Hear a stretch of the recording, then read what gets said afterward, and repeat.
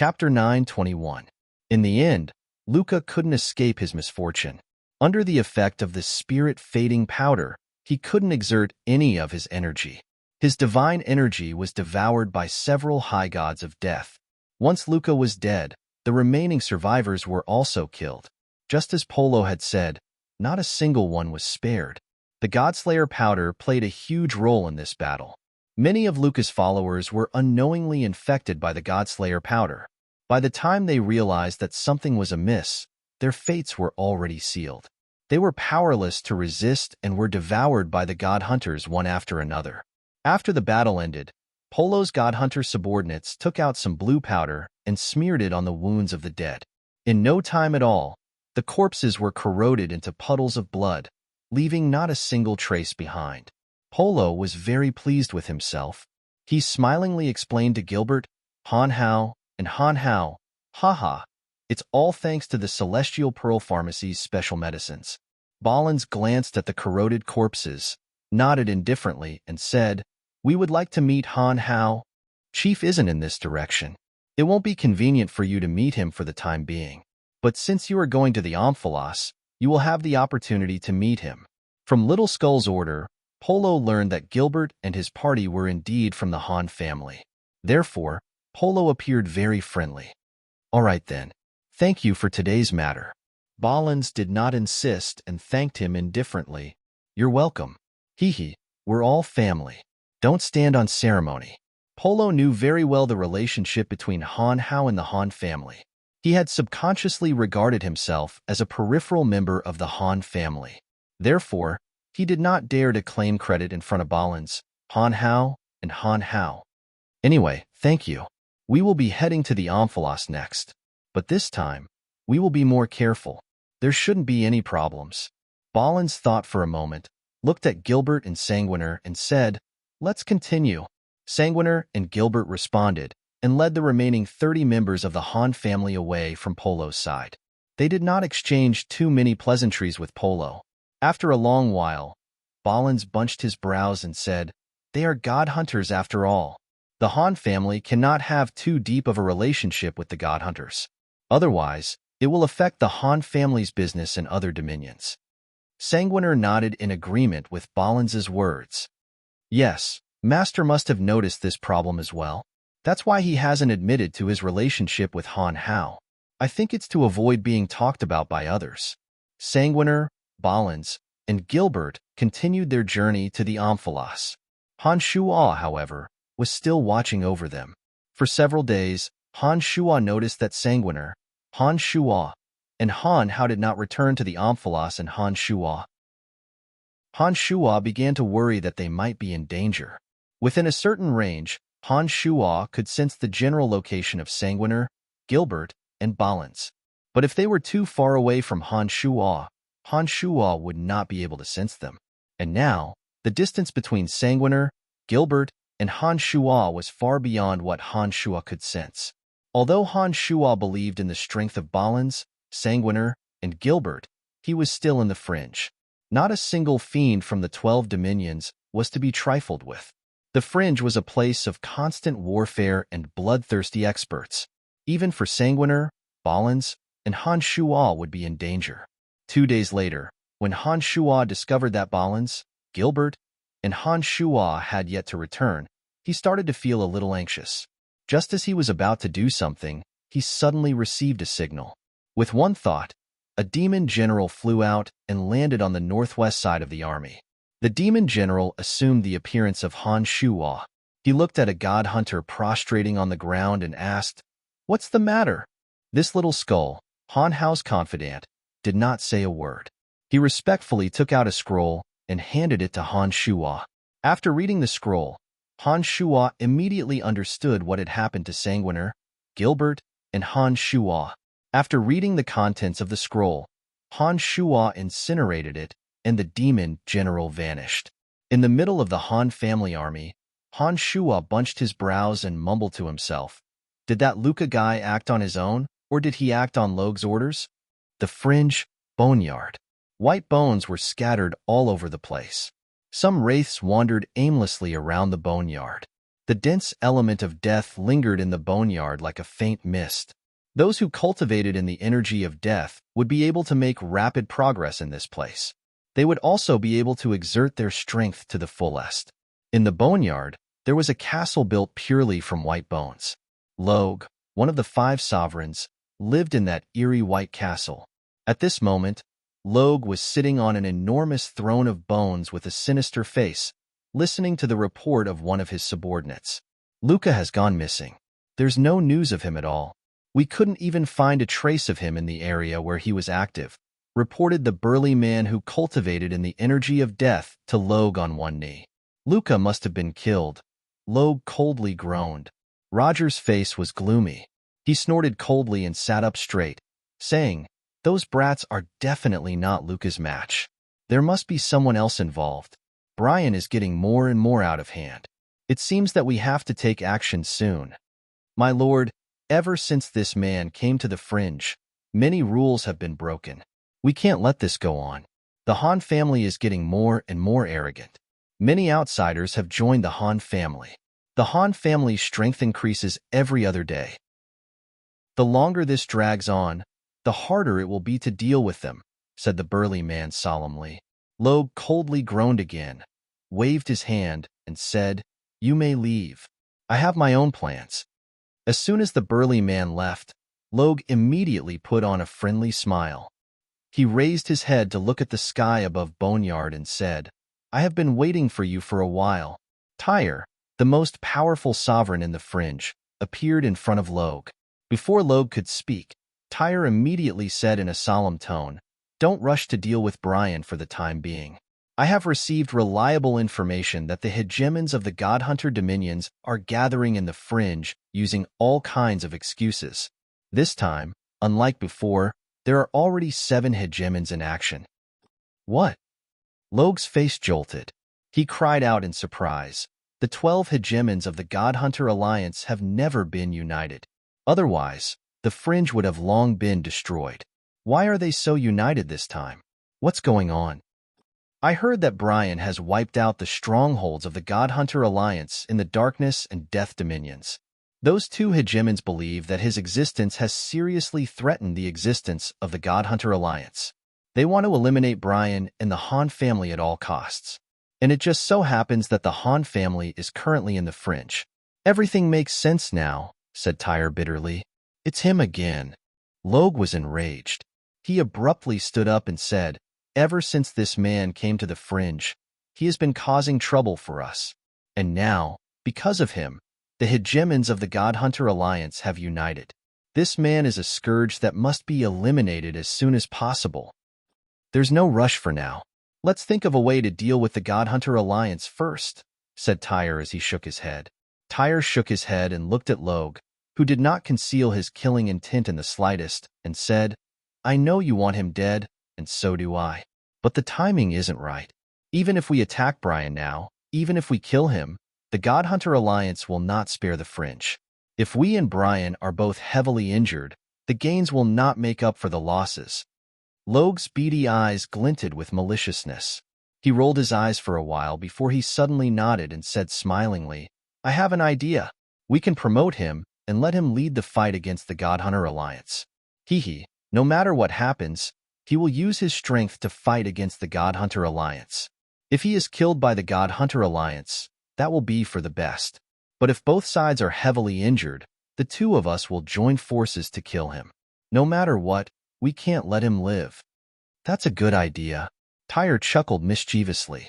He rolled his eyes and said, "But do you really think that Brian and his people can deal with the Godhunter Alliance? Don't we still have Wasis and Asura?" Log put on a sinister smile and said, "All we have to do is to let the 3 of them take the vanguard first. As long as they and the Godhunter Alliance take the lead, we will have plenty of opportunities later on. If all 3 of them are dead, the fringe will be ours to rule." "It seems that my trip here wasn't in vain." Tyre kept silent for a moment before he suddenly laughed heartily. "Let's have a good discussion. With our spies and connections in the fringe, we will surely be able to let the 3 of them take the lead." Log put on a sinister smile and continued, "Whether it's Brian, Asura, or Wasis, Aren't they all trying to replace you? Tyre, as long as the two of us handle this operation against the God Hunter Alliance, we'll split the east and west sides of the fringe. Let's have a good discussion. Tyre lowered his voice and discussed some details with Logue in a low voice. A day later, Tyre left Audiobook with a smile on his face. He deployed layers of barriers in the dark and opened a magical mirror. The magical mirror distorted and gradually revealed a face that Han Shuo was familiar with, Daka, one of the hegemons of the God Hunter Alliance. Big brother, this is what happened. Tyre's expression relaxed as he recounted the details of his discussion with Logue in front of the magical mirror. Daka nodded repeatedly in the magical mirror. After a while, he smiled and said, "After this battle, I will be in control of the God Hunter Alliance, and you will truly be in control of the Fringe. When that happens, we brothers will work together to break through Eternia and snatch the quintessence." Haha, Logue, don't blame me for killing you first. Tyre laughed heartily. Chapter 9:22. With Phoebe, Emily, and the others in tow, Han Shuo finally arrived at the Omphalos after half a month. There were 10 sovereign shops in the Omphalos that belonged to the Han family.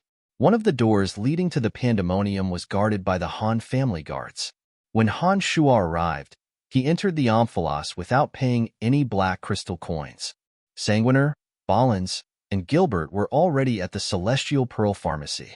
As soon as Han Shuo and Stadholm arrived at the Celestial Pearl Pharmacy, Ballins came up to Han Shuo and apologized. "Senior, the three of us were careless and rashly entered the Omphalos. We ran into another sovereign, Logue's men. If it weren't for Han Hao's men, we wouldn't have been able to make it to the Omphalos. This matter is my responsibility. Please punish me, senior brother."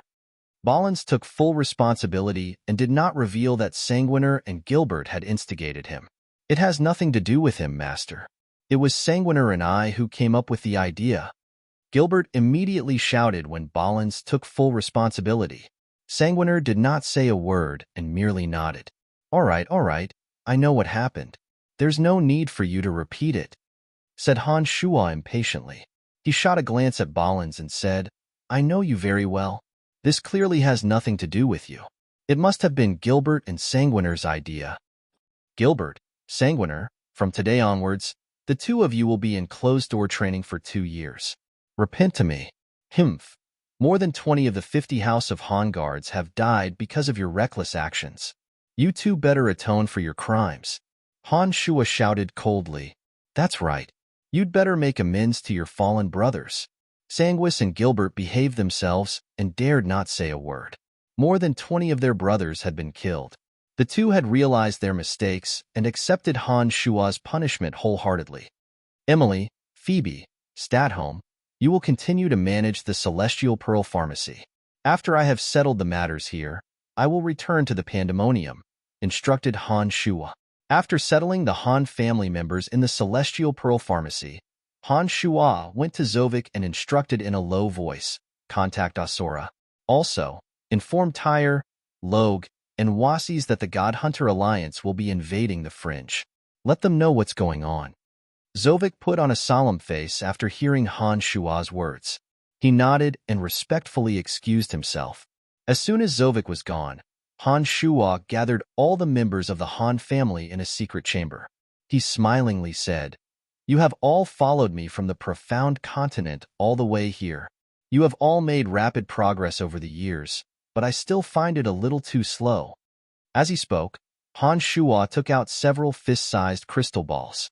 Inside the crystal balls was a misty gray gas that was constantly fluctuating. When the crowd released their divine souls, they could clearly sense a faint soul energy from the crystal balls. I'm sure all of you have sensed that there are faint soul undulations in these crystal balls. The souls inside were high gods who cultivated in all sorts of energies when they were alive. However, I have erased all of their consciousnesses, leaving behind only the purest comprehension of energy cultivation, said Han Shuo smilingly as he swept his eyes across the crowd. The Han family members were stunned to hear Han Shuo's words. They couldn't figure out what Han Shuo meant. Fanny, a cultivator of the energy of death, was pleasantly surprised. She exclaimed excitedly, Brian. You mean, you want us to fuse with these souls?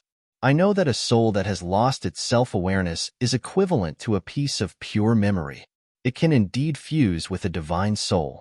Since these people were high gods who cultivated in various types of energy when they were alive, it means that these souls contain. Before Fanny could finish her sentence, the faces of everyone in the room were filled with ecstasy. None of them were stupid. They could tell from Fanny's words just how great of an opportunity they were about to encounter. After arriving on Elysium, all of them were deeply aware of the inadequacy of their strengths. Although they had made rapid progress with the support of the Han family's enormous financial resources, although the accumulation of energy could be made up for with a large amount of divine essences, the comprehension of realms could not be achieved overnight. Therefore, even with the support of the Han family's enormous wealth, most of them had only entered the mid-god realm. Some of them with weaker strengths had their realms restricted and were still hovering around the low-god realm. Without a profound understanding of the energy, no amount of divine essences would be enough to make a breakthrough to the next realm. The souls in the crystal ball in Han Shua's hand were a solution. Not only Emily and Phoebe, but even Statholm the old monster and Ermite Cotton were wild with joy. They looked at Han Shua in disbelief. Ermite Cotton's face was filled with pleasant surprise. He asked excitedly, Brian, how did you do it? We have been on profound continent for some time, but we have never heard of anyone who could so skillfully erase the self-awareness of another person's soul without harming the soul. This is amazing. I don't think even those overgods who possess the quintessence can do this. It was only after hearing Ermite Cotton's words that the crowd realized how difficult it was to erase the self-awareness of a high god's divine soul without the soul completely disappearing from the world. Having lived on Elysium for so long, they had only heard that under certain special circumstances, some gods' divine souls would lose their self-awareness and not disperse. However, the probability of this happening was very small. Most of the time, they were formed in some kind of inexplicable environment. They had never heard of such a thing being done by humans. Naturally, Han Shua would not explain to them how the demonic arts he cultivated had allowed him to control his soul to such an exquisite realm. He put on a smile and said, Don't worry about how I did it. You all should spend some time to fuse with the purest understanding of the energy these high gods have of their respective realms. Once you have the knowledge they have accumulated over the years, you will be able to make breakthroughs very quickly in the future. As long as you have enough divine energy in your body, you may be able to reach High God realm in just a few years. The crowd was overjoyed to hear those words. Under Han Shua's guidance, they received a crystal ball of the same energy from him. Most of the souls in the crystal balls are mid-stage high gods, with a few being late-stage high gods. Their souls contain a tremendous amount of information. Be careful when you absorb and fuse with them. Don't try to fuse with all the information in one go. I'm afraid that you won't be able to handle it. This special container that I use to store their souls can guarantee that their souls will not disperse. You can try to absorb them bit by bit. Don't try to absorb them all in one go. Otherwise, you might not be able to handle it, and your realms might even regress. Han Shua hastily instructed when he saw that they were holding the crystal balls in their hands with great care and excitement. We know what to do, Brian. Don't worry, we will be fine, said Emily. She and Phoebe were the happiest among them. For the past few years, the two ladies had spent most of their time and energy on the Celestial Pearl Pharmacy. Unlike Statholm and Ermite Cotton, they did not have a lot of time to cultivate. Therefore, in the Han family, Emily and Phoebe made the slowest progress in their realms. Even now, they were still hovering around the mid-stage mid-god realm. Although the two could enjoy more divine essences than the others, they could not make any breakthroughs in their realms. Emily and Phoebe were inwardly anxious when they saw the people around them making breakthroughs. However, the business of the Celestial Pearl Pharmacy was simply too complicated for them to spend too much time and effort on cultivation. They felt rather helpless and embarrassed. Now that they had the crystal balls, the problems that had been plaguing them were easily solved. Naturally, they were the happiest. Brian, what we are doing is against the rules of the cultivation of the profound mysteries of energy. We must keep this a secret. We must not let anyone know about this. The God Hunters have become the public enemy of the entire profound continent by stealing the divine energy of others. What we are doing is tantamount to forcibly erasing the other party's soul. This is even worse than what the God Hunters are doing. We must not let even the slightest hint of this get out. Otherwise, our Han family will become the public enemy of the entire profound continent. Ermite Cotton shouted to the crowd solemnly while holding the crystal ball in his hand. That's right. That is why I have dismissed all the Han family guards in the vicinity. Only those of us who came from Profound Continent will know about this. All of you must remember not to leak any information about this matter. If you want to exchange insights, you must do so in the secret chamber of the Han family. Han Shuo also wore a solemn face and exhorted them to be extremely careful. After hearing Ermite Cotton's words, the crowd realized the gravity of their situation. They understood that Han Shuo's methods were 100 times worse than those of the God Hunters. They put away their cheeky smiles and solemnly swore that they would not leak any information about this matter. "All right, I believe that all of you know what to do," Han Shuo said smilingly. Han Shuo smiled and continued, all right, you guys be careful. After I meet with Asura, we will all return to Pandemonium. Once we reach Pandemonium, there will be no need to be so cautious. Haha, Tanai is one of us. There are layers upon layers of demonic formations around the perimeter. Even the sovereigns of the fringe won't be able to sense what's going on in Pandemonium. With the exception of Sanguiner and Balance, almost every member of the Han family who came from Profound Continent received a crystal ball. Even Dark Dragon Gilbert, who cultivated in the energy of darkness, received the soul of a mid-stage high god from Han Shuo. With such a heaven-defying divine item, in addition to the divine essences collected by the House of Han, Han Shuo believed that it wouldn't be long before these people could become characters who could take charge of their own affairs. He would have less to worry about in the future. After all of them left, Han Shuo took out 2 crystal balls. Since even Han Shuo and his 2 avatars had obtained crystal balls, there was no reason why Han Shuo's 2 avatars would not improve. Chapter 9:23.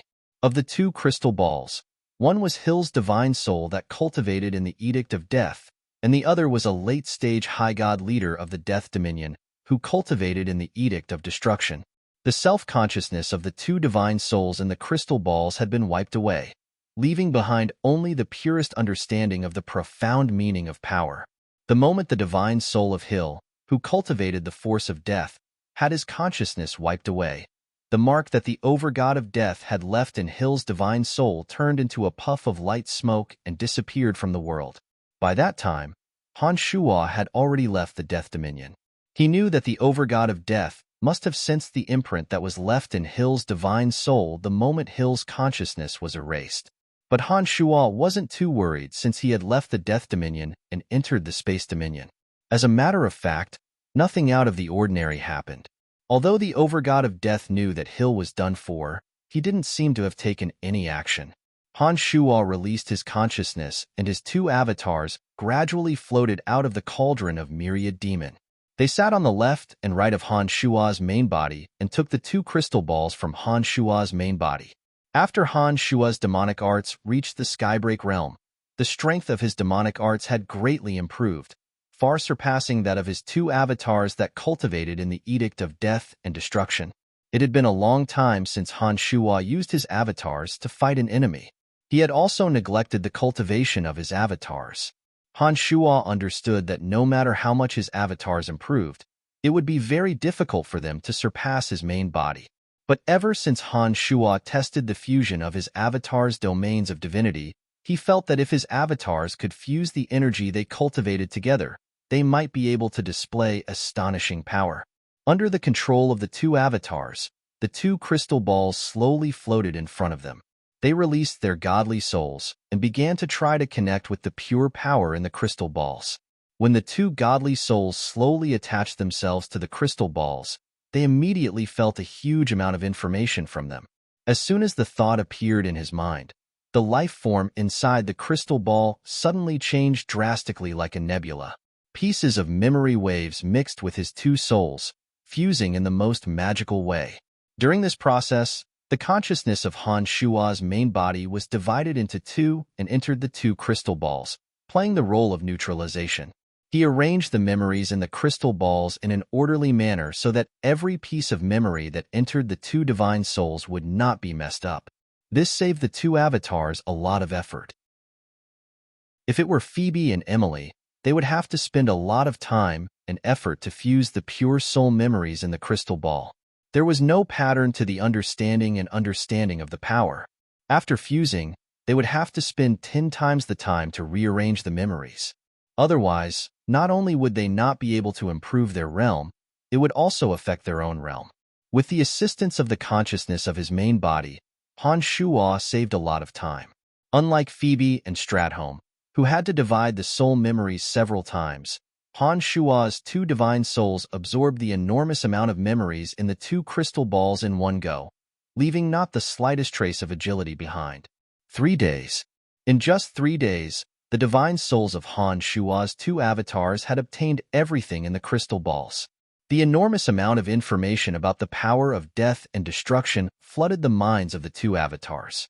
At this time, Han Shua's consciousness was withdrawn.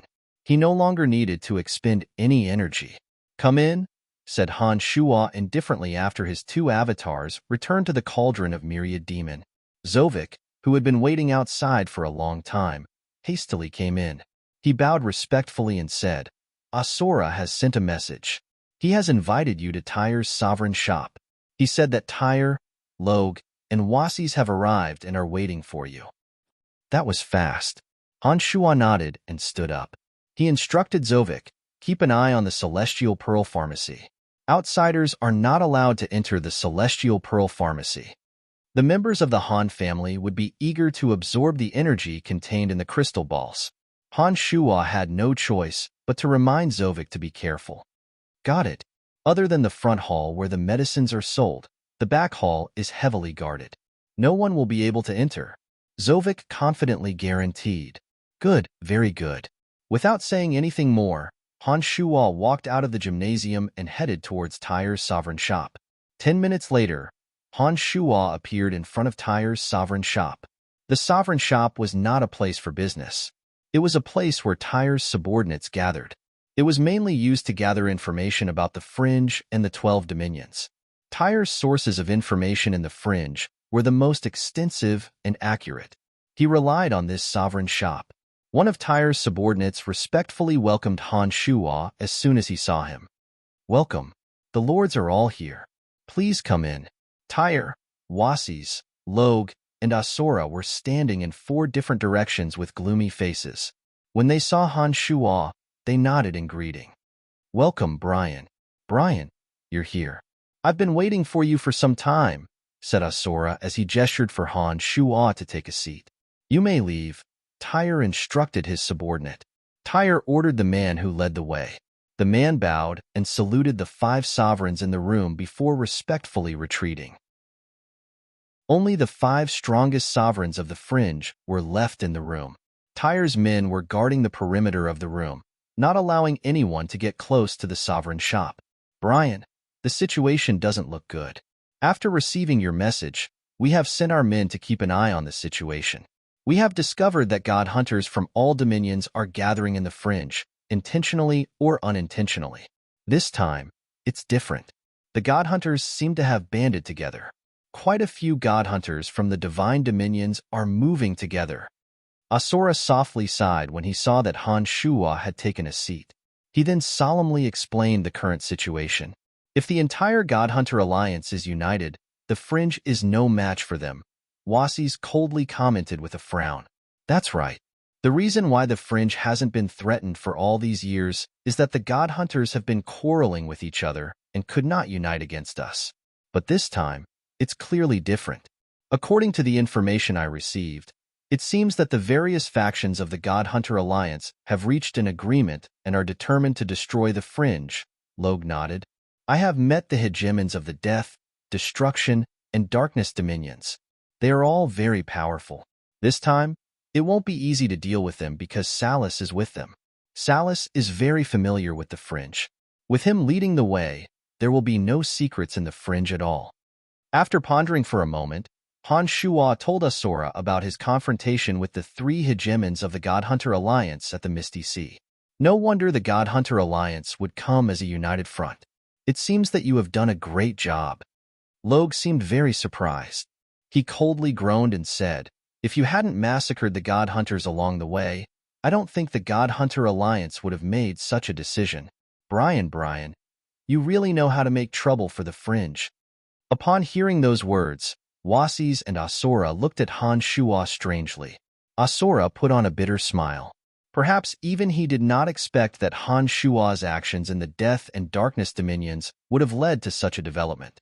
Tyre was the only one who looked unperturbed, as though he didn't care about the cause of the incident. He smilingly said, the God Hunter Alliance has been coveting this place for so many years. Even without Brian's help, they would have acted sooner or later. What happened today is merely bringing forward the crisis. I didn't expect that Salus would be with them. With Salus around, it will be much easier for them to attack. Wasis kept silent for a moment before he suddenly shook his head. He seemed to have realized the gravity of the situation. Brian, 10 days ago, one of my subordinates, Luca, mysteriously disappeared. There has been no news of him until today. I have sent people to investigate, and I heard that only a group of Han Hao's subordinates passed through the area where Luca disappeared. What's going on? Logue seemed to have a lot of complaints against Han Shuo. Han Shuo stared blankly for a moment before he asked in astonishment, really? He paused for a moment, bunched his brows, and said, I will ask Han Hao for you and see if he knows about this. But I don't think it has anything to do with his subordinates. Han Shuo's face twitched as though he suddenly recalled something. He made a fuss over nothing and said, could it be that the God Hunter Alliance has already entered the Fringe? That's highly possible. Logue, this is a time where we must unite. Don't fall for their ploy to sow dissension. Logue was enraged by Han Shuo's blatant lies. He shouted, how could the God Hunter Alliance arrive so quickly? They wouldn't be in such a hurry to enter the Fringe if they didn't spend half a year, or even a year of planning and planning. Brian, you have done it. Don't tell me you don't dare to admit it. You must be mistaken. Han Shuo shook his head, spread his hands, and explained, I just returned to Amphalos today. Before that, I didn't know anything. Besides, I am certain that Han Hao's men wouldn't attack your subordinates for no reason. It definitely has nothing to do with us. Logue still wanted to say something, but Tyre impatiently interrupted. All right, let's not talk about such trivial matters. Those God Hunters are coming. We should unite against them. Let's not talk about internal strife anymore. Seeing that everyone had quietened down, Tyre took a deep breath and asked, do you have any ideas? Logue, Wasis, and Asura shook their heads.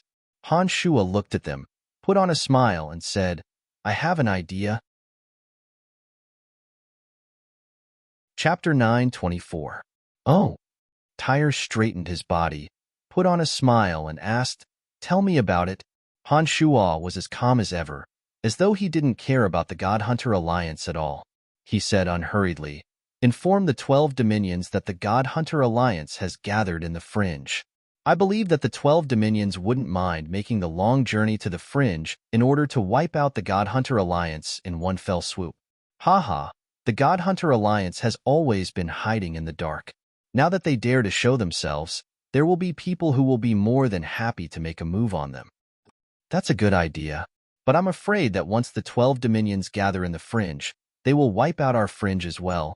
Tyre put on a bitter smile and explained to Han Shuo. Although our reputation is slightly better than that of the God Hunter Alliance, it's not that much better. Most of the people gathered in the Fringe are fiends from other dominions.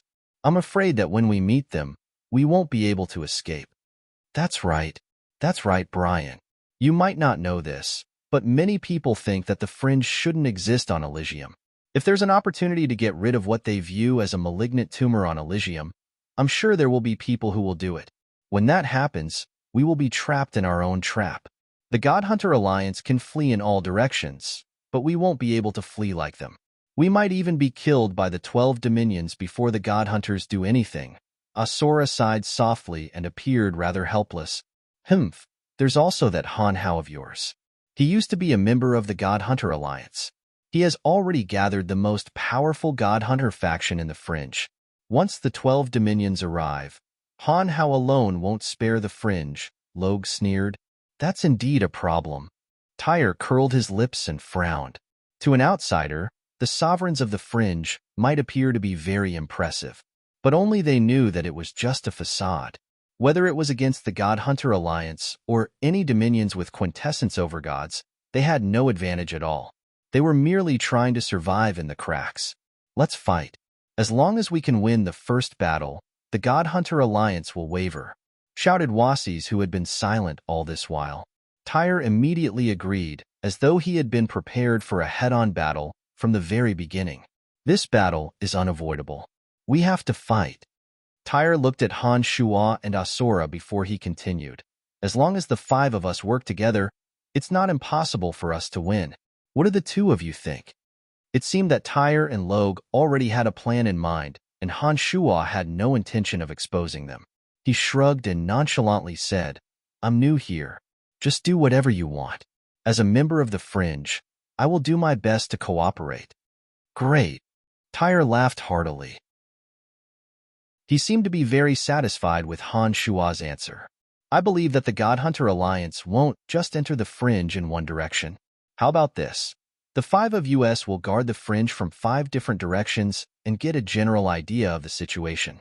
Once the God Hunter Alliance invades from the direction we are guarding, we will immediately defend the Fringe and keep each other informed. If one of us can't hold on any longer, the other 4 will send reinforcements. Tyre seemed to have prepared this speech for a long time. His speech was eloquent and comprehensive. All in all, the 5 of them would guard one direction each and use magical mirrors to keep in touch. If one of them was attacked, the other 4 would send reinforcements. Even with Salus's help, they would still be the local tyrants in the Fringe. They would definitely be more informed than the God Hunter Alliance. If any of the God Hunter Alliance's forces were to invade the Fringe, the 5 would immediately gather together and use their familiarity with the Fringe to take down the enemy. There was nothing wrong with Tyre's words. They sounded well-grounded and reasonable. Logue nodded repeatedly. The 2 of them must have discussed this beforehand. Wazer also nodded coldly after Tyre finished speaking. It seemed like he had no objections either. Tyre's words made no sense to Logue. Asura disagreed at first. However, he couldn't come up with any good ideas, nor did he have any reason to refute Tyre. In the end, he could only helplessly agree. Brian, what do you think about this arrangement? Tyre asked smilingly as his eyes finally locked on Han Shua. No problem at all. I totally agree. Han Shua seemed to have been jolted awake and readily agreed to Tyre's proposal. It was as though he hadn't been listening to Tyre's speech at all. Tyre wasn't angry. Seeing that he had achieved his goal, he laughed heartily and said, All right then, since no one has any objections, let's do it. Each of us will guard one side of the omphalos according to the direction of the entrance. However, I believe that the God Hunter Alliance will need at least half a year to a year to enter the Fringe.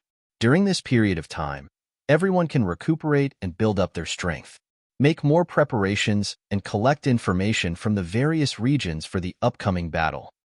Tyre, we need to inform all the forces in the Fringe in the name of the 5 of us. Let them know what's going on. Once the God Hunter Alliance enters the Fringe, they will have to work together to fight against the enemy. We will need to make arrangements so that the 5 of us will lead them, Logue suddenly said. Of course, Tyre grinned. Tyre grinned and said, As a matter of fact, I have already sent people to inform all factions in the Fringe that they must temporarily choose one of the 5 of us for the next 6 months. Once the God Hunter crisis is over, they can immediately leave. Otherwise, they will all be driven out of the Fringe. That's great. Han Shua stood up and said with a face full of smiles, Since you have arranged everything properly, I have nothing to worry about. Right, let's meet again when the God Hunters actually appear in the outskirts of the Fringe. Upon finishing those words, Han Shua shot a glance at Asura and Wasis before he left. After Han Shua left, Tyre, Logue, Wasis, and Asura did not continue the discussion. Wasis and Asura took their leave, leaving only Tyre and Logue.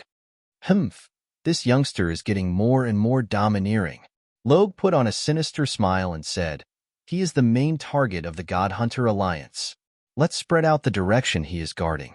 When the time comes, many God Hunters will naturally come for him. Even if the God Hunter Alliance can't kill him, we will still have to deal a blow. Don't worry, after this battle, the Han family of Pandemonium will be erased from the fringe. Tyre put on a faint smile and said to Logue, all right, let's take advantage of this time to gather all the forces in the fringe. This is definitely a good opportunity. The combined strength of those forces is extremely powerful.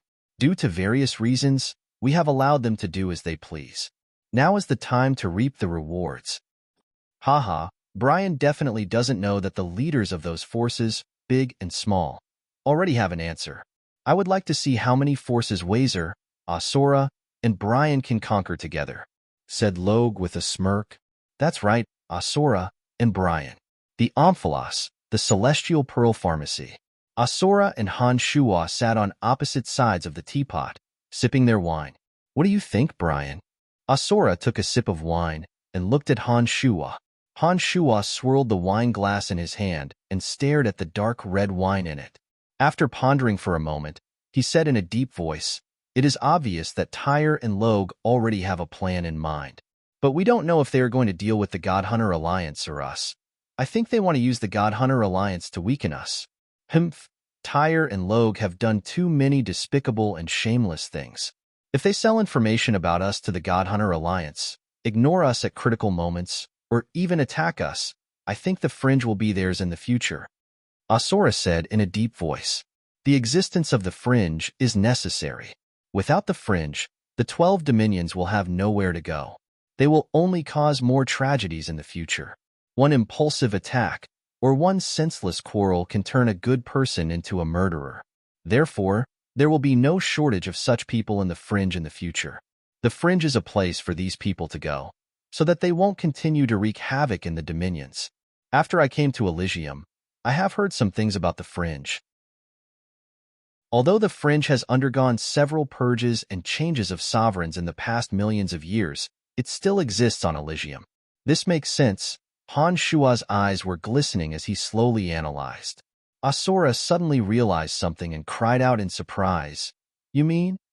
The fringe is necessary, but the sovereigns of the 12 dominions will not allow the fringe to grow too strong. Therefore, even if the 12 dominions attack the fringe, it will only be for a while. They will continue to ignore the fringe after a while. This is the situation of the fringe, continued Han Shua. So, do you intend to leak the news of the God Hunter Alliance's arrival? Asked Asura, who had gradually figured out Han Shua's intention.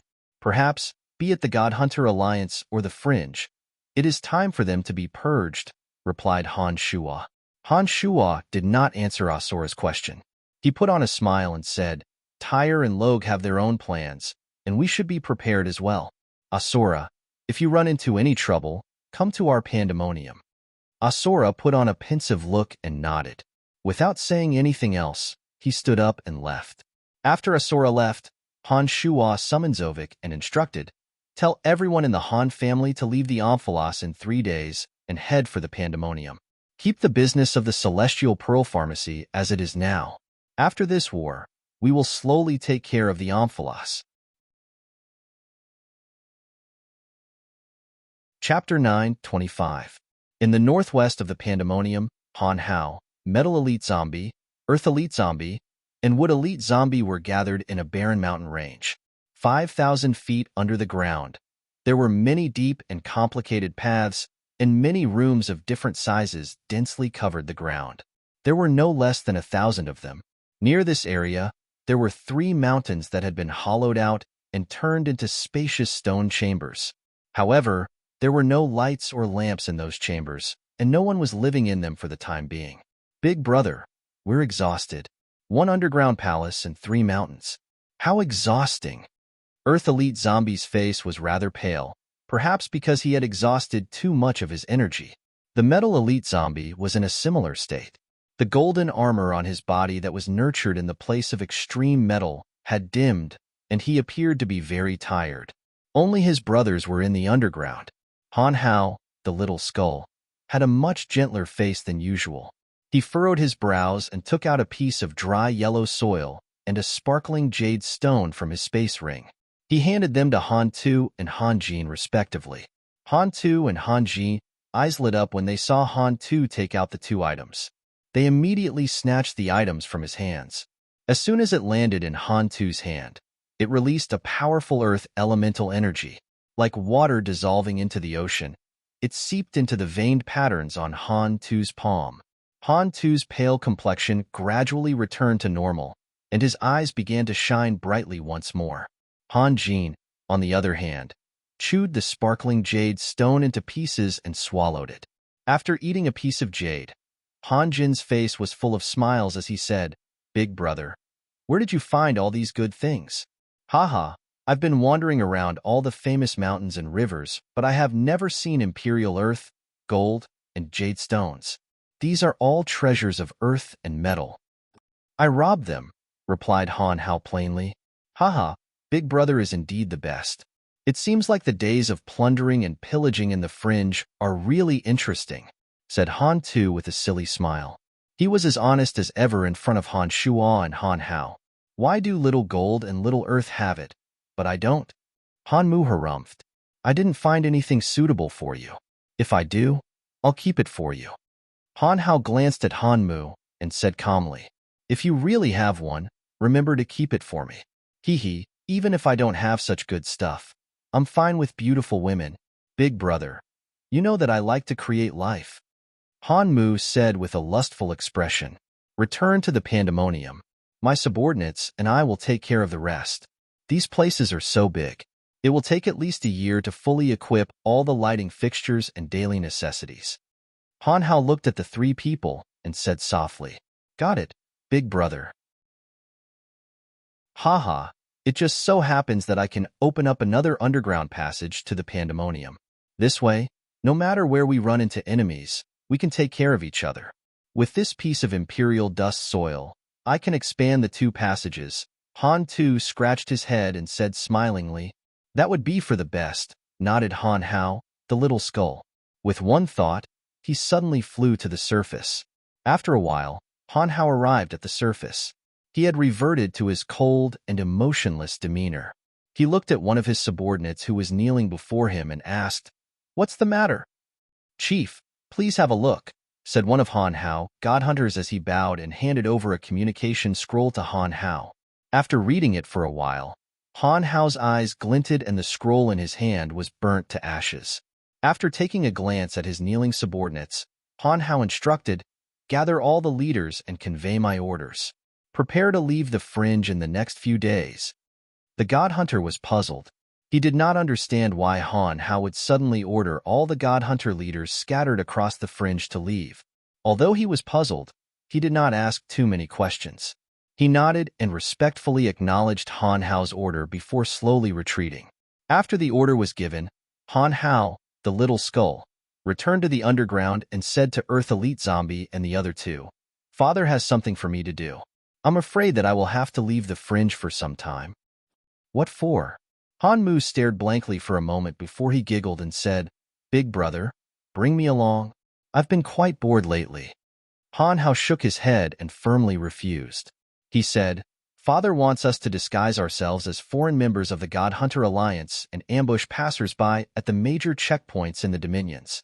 This will let the divine guards in the cities of the Dominions know that God Hunters have gathered and spread the news. Father did not instruct you to follow me, so I can't bring you along. Also, Father will be returning to Pandemonium Tanai very soon. When that time comes, there might be other things for you to do." "If that's the case, then forget it." Han Mu could only nod helplessly after hearing Han Hao's words. The four did not say anything else. Han Hao, the little skull, departed, leaving behind a few large, well-concealed projects for another day. Metal Elite Zombie, Earth Elite Zombie, and Wood Elite Zombie followed Han Hao and slowly made their way to the Pandemonium. Earth Elite Zombie continued to expand the tunnels along the way. On Glacial Peak, Wasis who cultivated in the Edict of Water was sealed in an enormous block of ice. He looked like a fossil that had been frozen for tens of thousands of years. The top of Glacial Peak was covered in ice and snow all year round. The temperature was usually around -70 degrees Celsius. In some special regions of Glacial Peak, the cold toxins that never dissipated would accumulate and form blocks of extremely cold ice. The block of ice that Wasis was currently in was the coldest part of Glacial Peak. The coldness in it was so intense that it could instantly kill a lowly high god.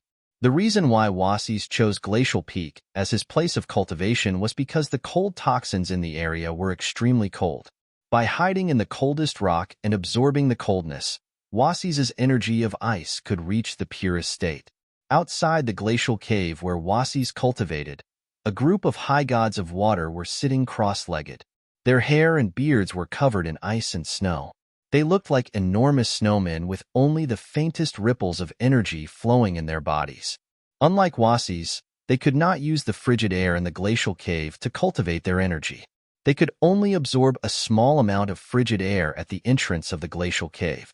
Even so, they had benefited immensely.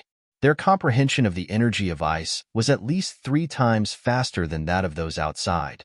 The 5 snowmen who were silently absorbing the cold air at the entrance of the ice cave closed their eyes tightly. Suddenly, one of the snowmen twitched his stiff eyelids and opened his eyes abruptly. An erratic shadow, mixed with the howling cold wind, actually sneaked in from the outside in a trance. At first, the person thought that it was an illusion. He blinked his eyes and carefully sensed for a moment. Then, he discovered that there were indeed a few strands of frigid wind flying into the cave from the outside. He was startled. Creaking sounds came from all over his body. His frozen armpits began to unfreeze. He cried, "Oh no, someone has entered." The frigid wind in the glacial cave always blows from the inside to the outside. Just now, the direction of the frigid wind didn't change. It is clear that someone has entered the glacial cave at an extremely high speed and brought along a change in the direction of the wind. The faces of the other 4 changed. Creaking sounds came from all over their bodies. They asked in panic, "What do we do?" Of course, we have to report to His Lordship immediately. His Lordship should still be cultivating in the glacial cave. If he can't get out of the glacial cave in time, he may be in danger, shouted the person. He was about to rush into the glacial cave to rescue his lordship. Suddenly, a bone-chilling voice came from the glacial cave. "Stay where you are." When the 5 of them heard the voice of the icy cave, they immediately stopped in their tracks. The other 4 looked at the first person who spoke with a blank expression. He was stunned for a moment before he sat down cross-legged and said, "Since Master has spoken, there will definitely be no problems. We don't need to be anxious." Seeing this person sit down, the other 4 also nodded. One of them asked, "Ansett, who do you think will come?" Ansett shook his head and said, "I don't sense any familiar energy. It should be an expert on the same level as his lordship. There are only a few experts in the fringe who are on par with his lordship. In the past, his lordship Salus and Lord Logue would often come to the fringe, but it was always an honorable visit. I wonder if it's them this time?" "I don't think so." The person who asked the question shook his head and said, "Salus has left the fringe and disappeared without a trace. As for Logue, I heard that he had some conflict with his lordship the last time. I don't think it's him either. Other than those 2, I don't know who else is coming." The 5 couldn't hear the voice coming from inside the glacial cave. They tried to guess the identity of the intruder, but no matter how hard they tried, they couldn't figure out who it was. After half a day, a dark shadow flashed out of the ice cave, turning into a faint light and disappearing into the distance. The 5 of them had been waiting for so long, just to see who the intruder was. However, after the figure appeared, no matter how hard they tried, they couldn't tell who it was. A long time after the person disappeared, Ansett pondered for a moment before saying softly, "It's definitely not Lord Logue and Lord Salus. One of them cultivates the energy of death, while the other cultivates the energy of lightning. If it were them, there would more or less be traces of the elemental energy of death and lightning here." "Then who could it be?" one of them asked curiously. "I don't know." However, that shadowy figure looked extremely majestic. There was a sinister aura in the chilling wind he brought with him. He seems to be quite similar to a person who has been in the limelight recently, Ansett suddenly said after a moment of silence. Are you talking about the one from Pandemonium? The four exclaimed in shock and amazement. Humph. Suddenly, a soft snort sounded from within the glacial cave. The five of them were startled. They kept quiet out of fear and no longer dared to talk about it. Chapter 9:26. Half a month later, all members of the Han family from the City of Shadows had entered the Pandemonium. As soon as the members of the House of Han arrived at the Pandemonium, they fell in love with it almost immediately. Although the Pandemonium was shrouded in dense fog and protected by layers of powerful defensive barriers, the interior of the Pandemonium was like spring all year round. Nourished by the rich elemental energy of heaven and earth, and aided by what elite zombies' innate divine abilities, Tanai was lush and verdant. Tender grass, fragrant flowers, towering trees, and the air was fresh and natural. Tanai was rich in elemental energy. The environment was beautiful and elegant. There was even an incomparably spacious underground palace. After years of hard work, magical lamps, sandalwood, and carpets were installed in every corner of the Pandemonium, ensuring that every member of the Han family had their own personal training and resting place. Upon entering the Pandemonium, Phoebe, Emily, and the other females cheered excitedly. They were captivated by the elegance of the Pandemonium. There are layers upon layers of defensive barriers outside the Pandemonium. Even Logue and the other so-called overgods would find it difficult to sneak in. Any ordinary high god would die if they were to venture too deep into the Pandemonium. Han Shua heaved a sigh of relief and said to Statholm and the others smilingly, "This is the true foothold of the Han family. Everyone who enters this place is one of us. You can rest assured that the memories of those souls won't leak out." What a great place. Cultivating here allows one to feel the elemental energy of heaven and earth more deeply. Brian, you really do possess great divine abilities. Otherwise, you wouldn't have been able to gather so much elemental energy here. This is truly incredible. Iremike's face was filled with delight. He seemed to be very satisfied with the Pandemonium. This is great. Our cultivation will definitely increase tremendously here. Emily's charming face was brimming with a faint smile. She glanced at Han Shua and said, "After so many hardships, we finally have a home of our own. We no longer have to live under someone else's roof and live under someone else's gaze. We should celebrate. Hee, it's rare for everyone to gather together. For the bright future of the Han family, let's drink to our heart's content." Phoebe was in high spirits as she suggested with a smile. As soon as she said that, everyone became excited and all of them shouted that they really should have a few drinks. Naturally, Han Shua wasn't about to spoil everyone's mood. With one thought, a demon general flew onto a circular platform at the center of the Pandemonium and fiddled with a formation hub. All of a sudden, the thick smog that shrouded the Pandemonium was sucked into the tall stone pillars. After a short while, the smog in the Pandemonium became very light. Bright moonlight shone through the leaves and onto Tanai, making the Pandemonium look like a fairyland. Hazy moonlight, elegant and beautiful buildings, lush and green plants, colorful flowers and grass, fragrant fragrance, enchanting and charming beauties. At this moment, the Pandemonium had become the most beautiful and tranquil paradise in the fringe. There wasn't the slightest gloominess in the air. After Han Shua gave his command, chests upon chests of fine wine were brought up from the underground warehouse. Delicacies and fruits from all over Elysium were served on crystal platters. Everyone raised their cups and drank to their heart's content under the moonlight with smiles on their faces. Gorin, Romont, and the others who happened to be in the Pandemonium, as well as the 5 elite zombies who had just returned from Han Hao, walked out of the underground palace and joined in the joyous banquet. Han Shua had women on his left and right. One moment, Phoebe, Emily, and the next moment, Fanny and Jasper. He was enjoying the rare moment of peace. Although these people possessed formidable strength, they deliberately intoxicated themselves.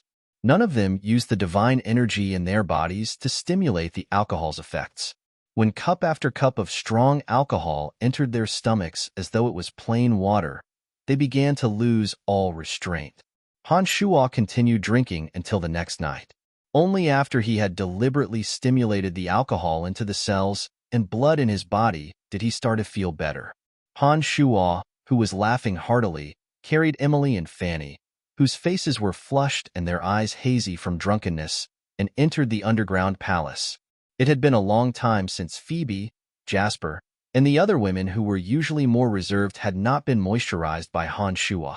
On top of that, under the influence of alcohol, each and every one of them abandoned their usual dignified and reserved demeanor. Without waiting for Han Shuo's instructions, they followed him into the lounge as though nothing had happened. Han Shuo's underground residence was more than 300 square meters in size. There were 6 rooms of varying sizes and a spacious hall that was 100 square meters in size. The carpet was made from the fur of some unknown beast and felt extremely soft to the touch. This place was all decorated by Rose and appeared very cozy and cozy. As soon as he arrived, Han Shuo picked up Emily and Fanny and began to indulge himself on the soft carpet in the spacious hall. It didn't take long before Phoebe, Jasper, and the other ladies arrived one after another. Han Shuo let loose to his heart's content, taking turns to conquer the bodies of the ladies one after another. There was nothing more pleasurable than this in life. After a night of fun, Han Shuo's lips curled into a satisfied smile as he looked at the beautiful bodies strewn across the hall. Back when he was on Earth, he had never dreamed that he could have such a beautiful woman. But today, he was able to gorge himself on a floor full of beautiful women. Every one of them was breathtakingly beautiful and possessed unparalleled looks that could cause the downfall of cities and nations. Nothing could be more changeable than this. Possessing a peerless demonic art and enjoying the beauties of the world. All of this was as unreal as a dream. The beauties in the hall fell into a deep sleep after their extreme satisfaction. However, Han Shuo did not feel the slightest bit tired. After inspecting their bodies for a while, Han Shuo suddenly had an idea and quietly walked outside. A lonely silhouette stood there quietly. She had a head of silvery white long hair and cold eyes. It was the spider goddess Rose. Rose did not expect that Han Shuo would be able to wake up so quickly after experiencing the ravages of so many beauties. Seeing Han Shuo suddenly appear before her, Rose appeared somewhat flustered. She calmly said, "I didn't expect that you could still wake up. I dropped by to help you tidy up this place." Han Shuo smiled and shook his head, saying, "There's no need for that. It's not like before. Hee, now that there are so many women, there will naturally be people who will tidy up this place. However, it seems that it won't be possible today." Rose glanced at the scattered bras and embroidered silk panties in the room, as well as the beautiful naked bodies. Her heart felt sour for no reason. That's right, there are so many women all of a sudden. He naturally doesn't need my help. Rose felt very uncomfortable in her heart. She didn't say anything more and nodded. She coldly turned around and prepared to leave. "Wait." Han Shuo suddenly called out when he saw that Rose was about to leave without saying a word. Suddenly turning around, Rose's eyes shone with a charming brilliance. She asked in a low voice, "What?" Our master-slave contract can be dissolved." With a smile, Han Shuo said, "I once promised you that I wouldn't bind you for too long. I think it's time to dissolve this unfair contract." As soon as these words came out, Rose's body trembled. The corners of her mouth curled up into a sad and cold smile. She lowered her head and said in a self-deprecating manner, Yes, you have so many experts under you now. My strength is no longer of any value to you. It doesn't matter whether or not there is a master-slave contract." Han Shuo was stunned. Looking at Rose, who seemed to be agitated and talking to herself, he smiled bitterly and shook his head, saying, "What are you talking about? I just feel that I don't need to bind you anymore, because I now completely trust you. I believe that even if the master-slave contract is dissolved, there won't be any problems." "What nonsense are you talking about?" Rose raised her head and looked deeply at Han Shuo. She asked, "Do you want me to leave?" "Of course not," Han Shuo said with a straight face. "Even if the master-slave contract is dissolved, there won't be any changes to our relationship. The Pandemonium will still be your home, and you will still be a member of the Han family. There won't be any difference. A member of the Han family. A member of the Han family. Rose had a strange look on her face. She mumbled to herself for a while before she asked, "What kind of member of the Han family am I? What kind of relationship do I have with you? What kind of status do I have as a member of the Han family?"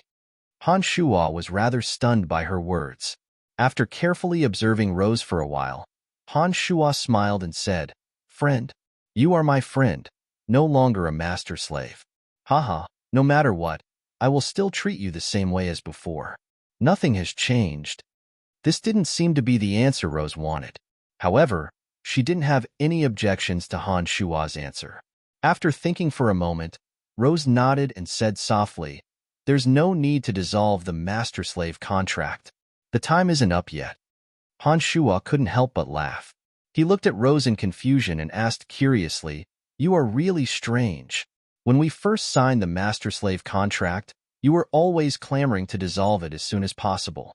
Now that I am really going to dissolve it for you, you want to abide by the agreement? Why?" In short, I won't dissolve the master-slave contract until the time is up. Rose didn't answer Han Shuo's question. She let out a soft groan and said stubbornly. After spending so much time with her, Han Shuo already knew her character. Seeing that she was so insistent, he smiled and shook his head. He said, "Forget it. Since you are willing to be a slave, there's nothing I can do about it. But I promise you that as long as you think it through, I will dissolve the master-slave contract for you anytime. I will never go back on my word. I am just abiding by the agreement." "Humph, don't think too much about it." Rose's face turned cold. She glanced at the scene in the room and snorted. "Your private life is really messy and promiscuous. Sooner or later, it will be useless." After saying that, Rose didn't stay any longer. She walked out of the room without looking back. Han Shuo smiled bitterly. He shook his head helplessly and sighed softly. "Idiot, she likes you." Suddenly, a soft voice came from behind. Emily, wrapped in a soft blanket, slowly walked over. "I know," Han Shuo said with a smile. Chapter 9:27. "You know?" Emily put on a sweet smile and asked, "Then why are you pretending to be like this?" Han Shuo stretched out his arms and embraced Emily. He softly said, "I already have too many women. What else can I be dissatisfied with? I already have power, strength, and illustrious status. It's about time for me to cultivate my character. Besides, my energy is limited. You don't have that much time to spend with her. I can't bring harm to her." Emily gently leaned on Han Shuo and giggled. "Hee hee, this isn't like you at all. Didn't you say no to anyone? Look at how many women there are in this house. Is this the result of your womanizing? Why have you changed your mind?" Han Shuo put on a bitter smile. It was the truth, and he didn't know how to refute it. After thinking for a moment, he found a suitable excuse and said, "The reason why I was so indulgent was that the martial arts I practiced were in a very subtle realm. It can't be helped. It's necessary for me to cultivate my strength." Emily coquettishly rolled her eyes at Han Shuo and poked his chest with her jade-like finger. She softly rebuked, "Stop your sophistry." Han Shuo put on a wronged face. He suddenly tightened his grip on Emily and put on a sinister smile. He said, "Women, you don't believe me when I'm telling the truth. You just have to believe lies. Come, come, come. I'm angry. I'm going to punish you." "Hee hee. Come on. I'm not afraid." Emily coquettishly swayed her body like a snake. In the blink of an eye, half a year had passed. During this time, the fringe had become even more chaotic. All kinds of rumors had spread throughout the Omphalos. The sovereigns led by Tyre and Logue had spread the news that the God Hunter Alliance was going to attack the fringe. They took the opportunity to force all the forces in the fringe to obey their commands. Now that the sovereigns were facing a formidable foe, the leaders of the major and minor factions realized the gravity of the situation and chose to side with the sovereigns they trusted, hoping that they would be able to withstand the onslaught of the God Hunter Alliance. They were all criminals from the 12 dominions, and they knew that the fringe was their true home. If the God Hunter Alliance were to invade the fringe, not only would they lose their home, but they would also become the God Hunter's prey, having all their divine energy devoured by the God Hunter Alliance. They weren't good people to begin with, so they naturally wouldn't give in. After recognizing the situation, they temporarily stopped fighting and killing. While consolidating their own forces, they also made contact with the sovereigns. On one hand, Tyre and Logue had made their move early, and on the other hand, they had established their influence in the fringe for a long time. Hence, many forces, big and small, naturally chose to submit to them. Wasis and Asura knew that the more power they had, the more bargaining chips they would have when the war came. Therefore, they made promises and even took out a portion of their wealth to rope in the leaders of the major factions. For a moment, Tyre, Logue, Wasis, and Asura used all kinds of means to invite the leaders of the major factions to join them. On the contrary, not only did Han Shuo, who also had the qualifications to recruit the leaders of the major factions, not take any action, he even stated that he wouldn't accept any of the leaders of the major factions for the time being. Han Shuo's actions surprised everyone. Some of the leaders of the major factions who had a favorable impression of Han Shuo even personally visited the Pandemonium, hoping to have a talk with Han Shuo. However, all of them were rejected by Han Shuo. Not only that, while the four sovereigns were using all kinds of means to win the support of the Han family, the Han family in the Pandemonium was like a pool of stagnant water. Apart from the Celestial Pearl Pharmacy owned by the Tanai Han family, none of the core members and experts of the Han family appeared in the Pandemonium. The Han family in the Pandemonium was shrouded in a thick fog. No one knew what was going on there. Even Han Hao, who had a close relationship with Han Shuo, and the group of villains under his command, had mysteriously disappeared during this period of time. They no longer wreaked havoc in the fringe. Very few people had seen them. The Han family's actions in the Pandemonium were extremely unusual at such a sensitive time. The four sovereigns and the leaders of the major factions were puzzled as to what the Han family was doing at such a critical time. Due to the Pandemonium's formidable defenses, none of those who wanted to gather information were able to get close to the Pandemonium. Therefore, no matter how puzzled they were, they couldn't find an answer. Time flew by, and another 3 months had passed. At almost the same time, Tyre, Logue, Wasis, and Asura each received a piece of news. God hunters were constantly killing gods at the borders of the fringe, fate, death, space, and lightning dominions. Upon receiving the news, Tyre immediately sent someone to the Pandemonium to invite Han Shuo over for a discussion. However, Statholm rejected the invitation with the excuse that Han Shuo was in seclusion. The four sovereigns reconvened to discuss the god hunters that had appeared at the border of the four divine dominions. Tyre and Logue were especially puzzled. They could not understand why the god hunters would attack the gods that were passing by at such a sensitive time. From the two's point of view, the God Hunter Alliance that was invading the fringe was afraid that they wouldn't be able to hide their tracks well enough. They wouldn't want to expose themselves before reaching the fringe, so that the fringe wouldn't have time to prepare. On the other hand, the God Hunter Alliance had always been rather low-key in their actions. Their impudent operation this time would very likely attract the collective retaliation of the divine guards of the cities in the four divine dominions. No matter how one looked at it, the God Hunter Alliance's operation this time seemed to be unreasonable. The four sovereigns discussed the matter for an entire day but couldn't come to a conclusion. They could only continue to instruct their subordinates to keep an eye on those regions and report to them as soon as there was any news. At the border between Ethereal City and the Space Dominion and the Fringe, in an ungoverned area, Han Hao was looking at a person who shouldn't be there in astonishment. "What's wrong? Are you curious?"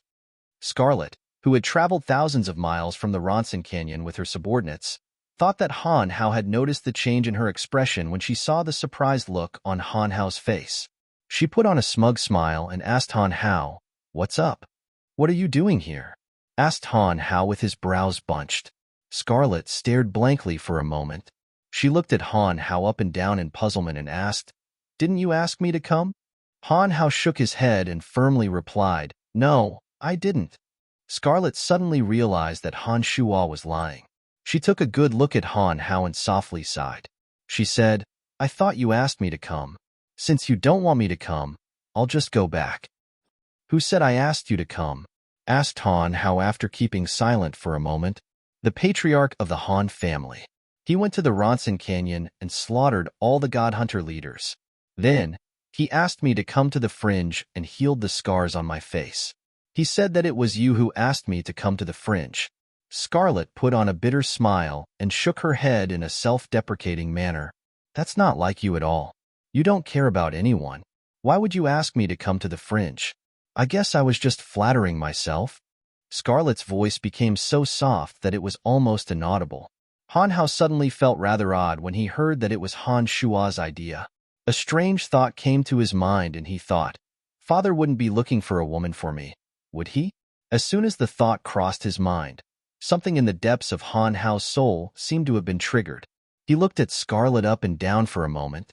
His mind was in a mess and something in his cold heart seemed to have been magnified. I'm going back.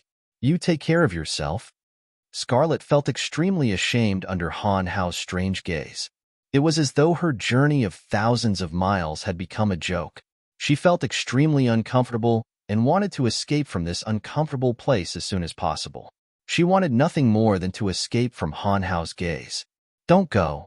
Suddenly, Han Hao, who had been silent for a long time, said in a gentle voice. Scarlet wore a startled face as though she did not know who Han Hao was. She stared at Han Hao with her round, starry eyes. The colors in her eyes became more and more vivid and her heart was beating faster than usual. What did you say? Scarlet stammered. She was flustered. I said, don't go, replied Han Hao as though he was not used to speaking in such a gentle manner. He felt very awkward and did not know what was wrong with him. You have never spoken to anyone in such a tone. Scarlet took a deep breath. Her voluptuous breasts jiggled, and she exuded a soul-stirring beauty in an instant. Her eyes were as bright as the stars as she softly exclaimed, with those words of yours, it's worth it to bring all my men to the fringe. An inexplicable emotion was suddenly evoked in his heart. Han Hao did not know how to describe the feeling in his heart. He was a little flustered as though he did not dare to face this strange thing. After saying those gentle words, his face abruptly reverted to its unchanging coldness. He said, since you are here, you must listen to me. You must do whatever I tell you to do. He suddenly felt that this woman might not be easy to tame. Deep in his heart, he decided that he could not treat her like he treated his other subordinates. This feeling made Han Hao very uncomfortable. Therefore, he immediately expressed his attitude and wanted to prove that he still had the upper hand. Scarlet nodded repeatedly like a chick pecking at grains. She appeared very obedient. Her face bloomed with a dazzling radiance as she said softly, I will do whatever you tell me to do. Even if you want me to die, I will do it. Very good. Han Hao nodded satisfactorily and coldly said, come here. Let me touch you. Scarlet's docile face instantly turned as red as the sunset. Her eyes were filled with incredulity.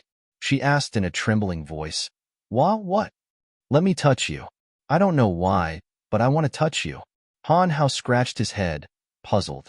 He didn't understand why he would have such a thought, which made him look puzzled.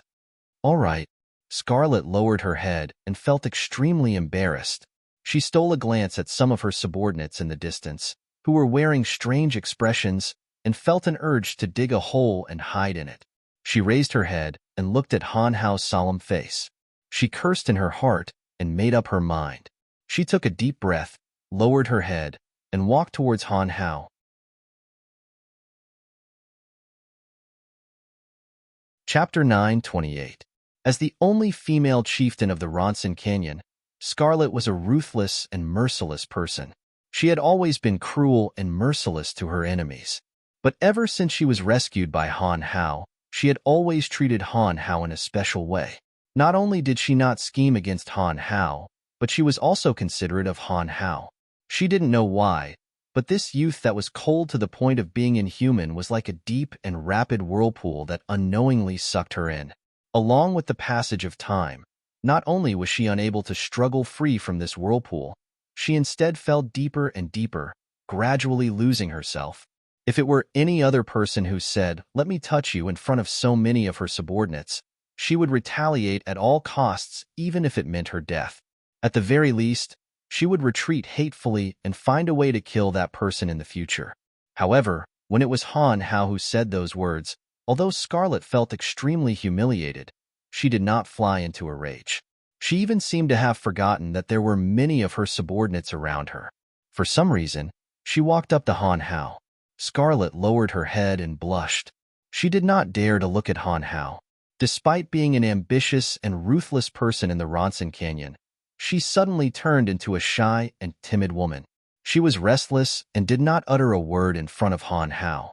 Han Hao's demonic eyes were filled with bewilderment.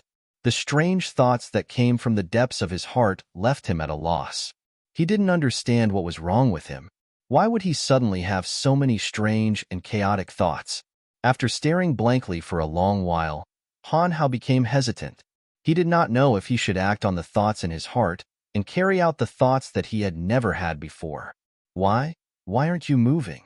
Scarlet, who had been waiting quietly with a blushing face, put on a bashful face. But after waiting for a long time and seeing that Han Hao was not moving at all, Scarlet became even more nervous than Han Hao. She was so embarrassed that she could not help but speak first. "Oh!" Han Hao softly exclaimed as though Scarlet's words had strengthened his resolve. He stretched out his hand and very slowly and awkwardly caressed Scarlet's blushing cheeks. He then pressed his palm on the corner of her mouth and the bridge of her nose where there used to be two hideous scars. A very strange feeling suddenly rose from the bottom of Han Hao's heart. It was a strange feeling that came abruptly and fiercely, something he had never experienced before. Scarlet's subordinates, who had followed Scarlet all the way from the Ronson Grand Canyon, stared incredulously at the insufferably ruthless and ruthless leader standing in front of them. They were all dumbstruck. Could it be that she brought us all the way to the fringe just to let Han Hao touch her? What's going on? Scarlet's subordinates were all dumbfounded. They felt as though they were going to collapse when they saw the inviolable and inviolable demoness who had led them to various dominions for so many years come to them and willingly let Han Hao caress her. Is this still the leader we are familiar with? Scarlet shuddered the moment Han Hao's palm touched her cheeks. She felt as though she was sitting on pins and needles when she felt the coldness of Han Hao's palm. She wanted to pull her cheeks away, but an inexplicable force held her back. She stood as still as a rock and allowed Han Hao's palm to caress her peerlessly beautiful cheeks. At this moment, Scarlet seemed to have forgotten that she was surrounded by her subordinates who had followed her for many years. She seemed to have forgotten how strange she looked as a successful woman. She stood rooted to the spot with panic and a tinge of joy in her heart. Gradually, Han Hao's palm was no longer satisfied with caressing her cheeks. The bewildered Han Hao slowly moved his palm down from Scarlet's slender, fair neck to the mysterious region on her chest. Scarlet's body shuddered violently, and the redness on her neck became even more intense. She was shocked. Is he going to do that in front of everyone? Scarlet's delicate body shuddered even more violently. She could no longer maintain her pretense of calmness. She abruptly raised her head and looked at Han Hao. Han Hao was at a loss. He frowned slightly and seemed to be deep in thought. Scarlet could not find any trace of indecency on his face. On the contrary, Han Hao's eyes were clear and pure. It was as though he was not touching a beautiful woman but a weapon or a piece of clothing. He was exploring but not humiliating. What is he trying to do? Scarlet was puzzled. She had no idea what Han Hao was trying to do. No matter how hard a normal man tried to conceal his facial expression, it was impossible for him not to have any desire. However, Han Hao had obviously broken this rule. He was not wearing any disgusting expression at all. While Scarlet's imagination was running wild, Han Hao slowly moved his palm downwards and gently placed it on top of Scarlet's perky breasts. One of Scarlet's subordinates, who was watching from afar, could not control his astonishment and let out an unpleasant cry. Scarlet did not dare to think any further. She suddenly retreated hastily out of embarrassment and escaped from Han Hao's demonic palm that was pressing on her breasts. Scarlet gasped for air. Her breasts heaved up and down like an earthquake, outlining the breathtaking curves of her breasts. Han Hao, How could you? Scarlet did not know what to say as she looked at Han Hao, who was staring at his palm in a daze. She stammered and blushed. Strange, strange. Han Hao muttered to himself as he looked at the right hand that was caressing Scarlet's chest. Just now, when he placed his hand on Scarlet's chest, he suddenly felt a strong urge. It was as though a dreadful beast had broken his cold and calm demeanor. Before he could fully appreciate the feeling, Scarlet hastily pulled herself away from him. Han Hao was taken aback for a moment. He suddenly heaved a sigh of relief and shook his head. He seemed to be trying to get rid of the strange feeling that had suddenly arisen in his heart. He shot a glance at Scarlet, who was blushing nervously, and said expressionlessly, "Well, that's all for today. We will try again next time." Scarlet was greatly embarrassed. She stole a glance at her subordinates, who had lost their wits. She clenched her teeth in anger. "Bastard! How could you do this in front of so many people? Why couldn't you have chosen a quiet place with no one around? Are you trying to humiliate me? I'm so angry. Have you seen enough? Get lost, all of you."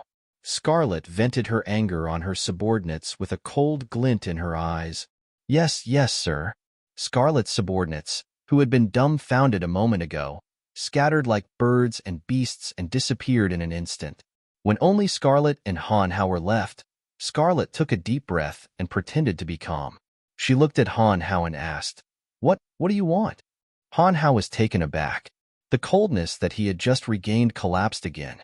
For some reason, Han Hao felt that he could no longer maintain his absolute coldness in front of Scarlet.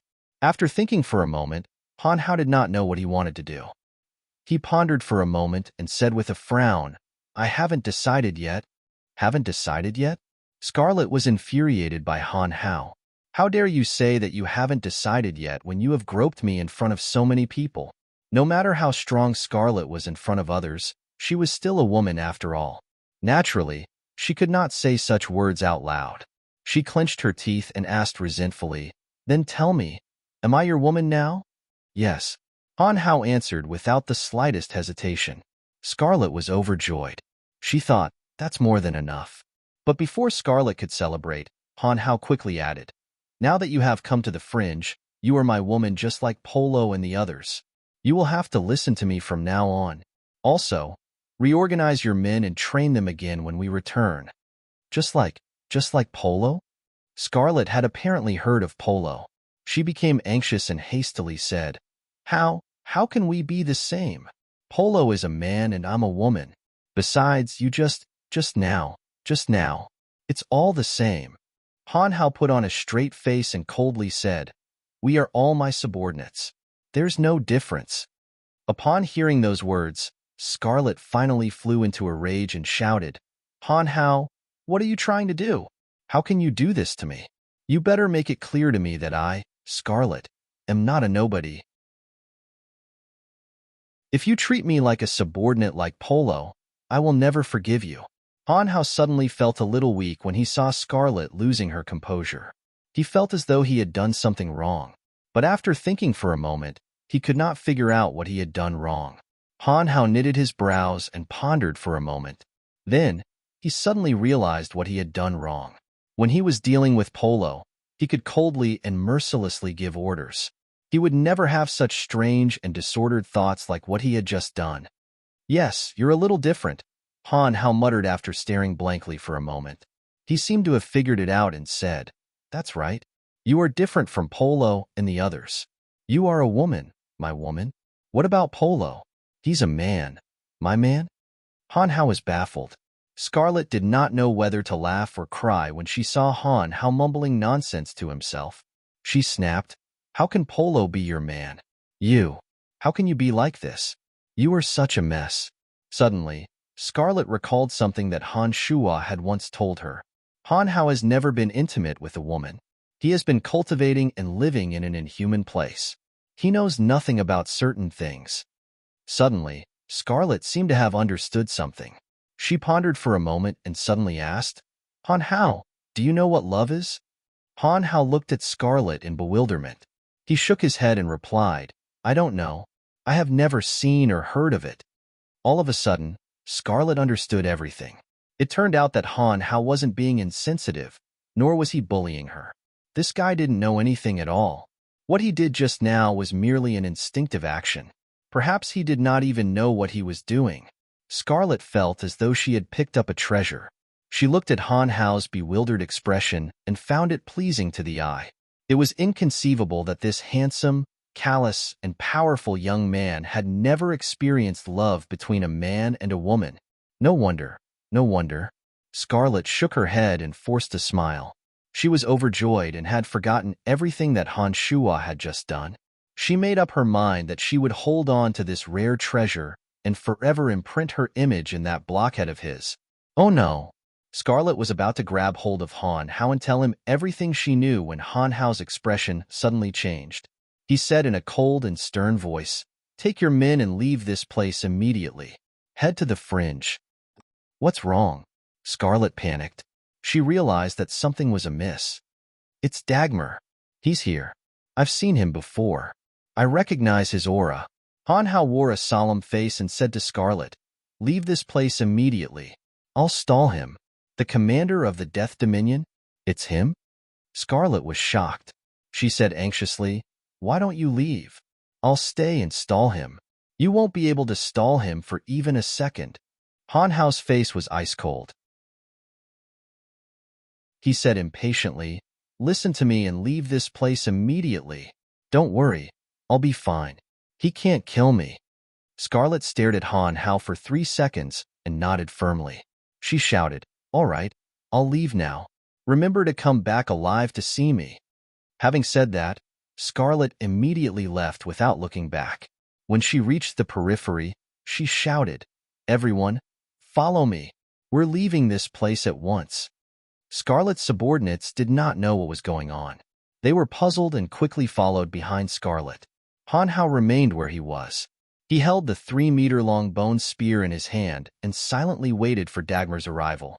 10 minutes later, the white bone throne suddenly descended. Dagmar was seated on it. Dagmar's target was Han Hao alone. He did not do anything to stop Scarlet from leaving. "We meet again, Han Hao." Dagmar sat at the center of the white bone throne and looked down at Han Hao. The eyes under the mask were filled with a playful glint. He looked at Han Hao, who looked as if he was facing a formidable enemy, and asked with a sinister smile, "What?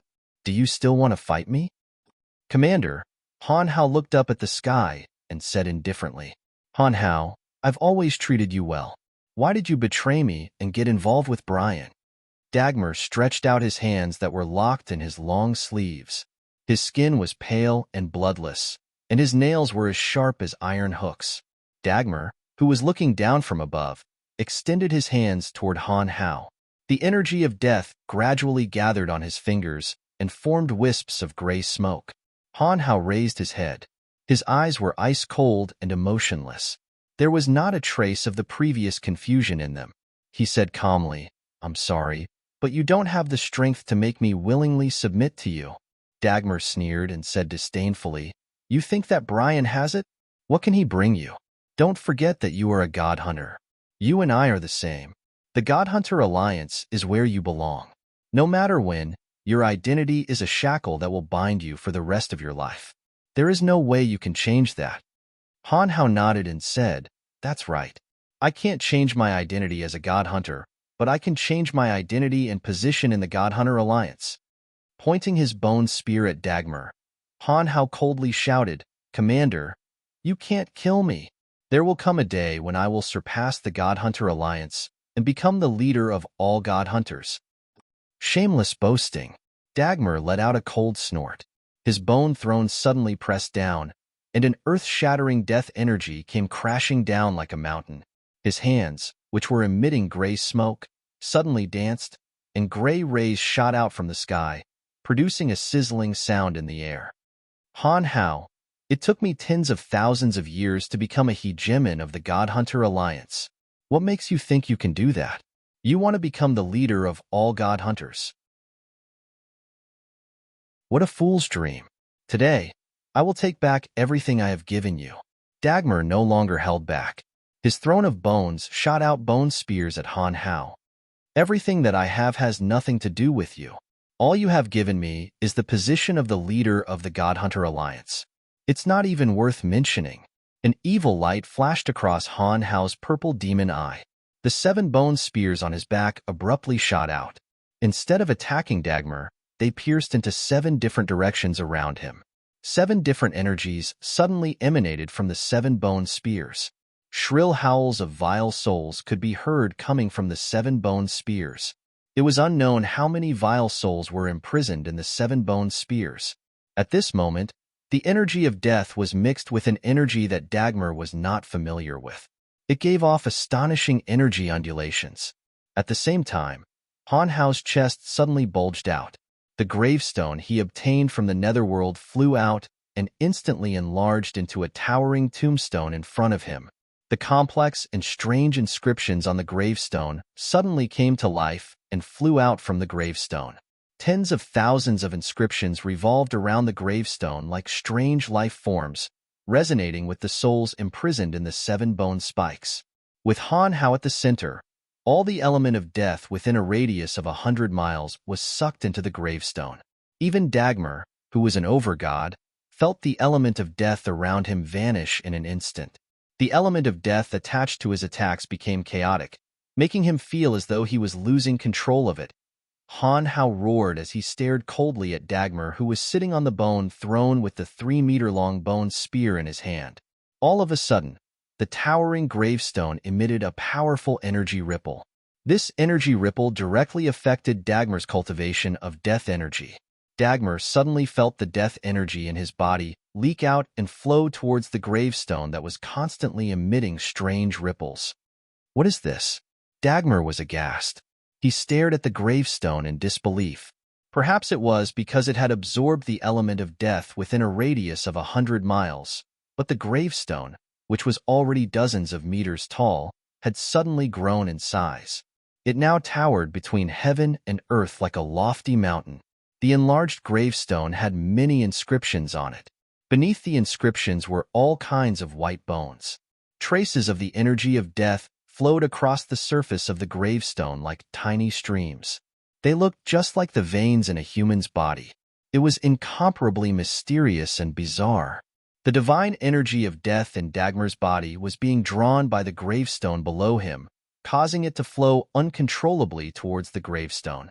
The mountainous gravestone seemed to be able to not only affect the element of death, but also all those who cultivated in the element of death. Aghast, Dagmar was filled with fear.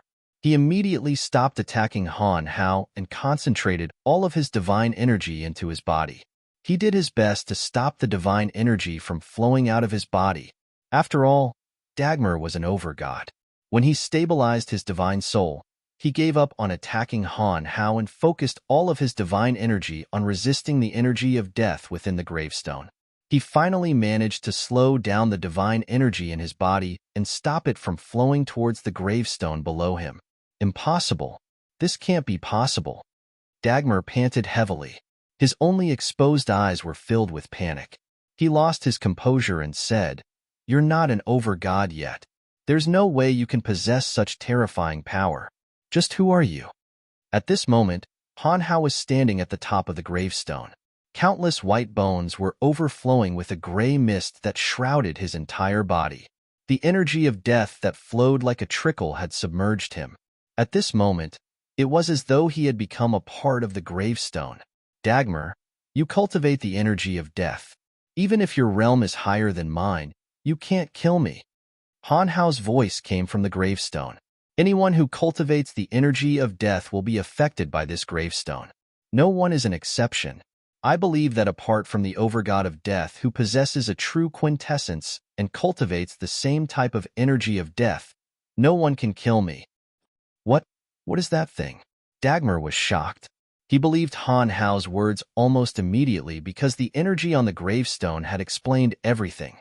I don't know either, Han Hao said softly after a moment of silence. After a pause, Han Hao continued, I still can't control its power to my heart's content. Dagmar, when I'm able to unleash its full power, only death awaits you. As soon as he finished speaking, a huge vortex of death formed in the center of the 7 bone spurs that Han Hao had stabbed into the gravestone. As the vortex of death gradually rose, the mountain-like gravestone disappeared bit by bit. When the vortex of death had submerged the gravestone, a violent gust of wind blew over, and the vortex of death disappeared without a trace. The gravestone, the 7 bone spurs, and Han Hao that had just stood there suddenly disappeared. Dagmar stared at the ground that had returned to its original state in a daze. His mouth felt extremely dry. After a while, he shook his head and muttered to himself, No wonder he's unwilling to be under someone else. So he's already this powerful.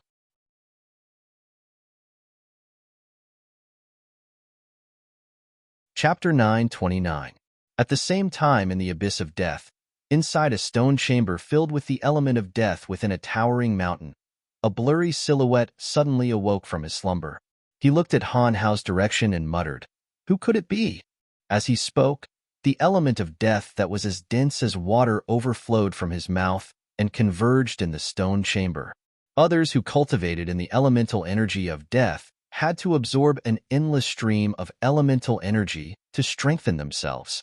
But this person seemed to have broken the shackles and no longer needed the elemental energy that filled the world. Not only that, but with every word he uttered, the element of death would flow out of his body. It was as though he was a source of energy that constantly released the element of death. It was as though the element of death that God's cultivating in the elemental energy of death on all material planes came from this person. It seems that I'll have to make a trip to the space dominion, the person muttered. Then, as though he had blended into the element of death in the chamber, he gradually disappeared without a trace. In the dominion of destiny, at the center of the shrine of the goddess, Angelina was bored to death as she looked at the expressionless goddess of destiny. She said coquettishly, Mother, I want to go out and have some fun. I want to see Brian. I know he's in the fringe, and he's very close to here. The goddess of destiny squinted her eyes.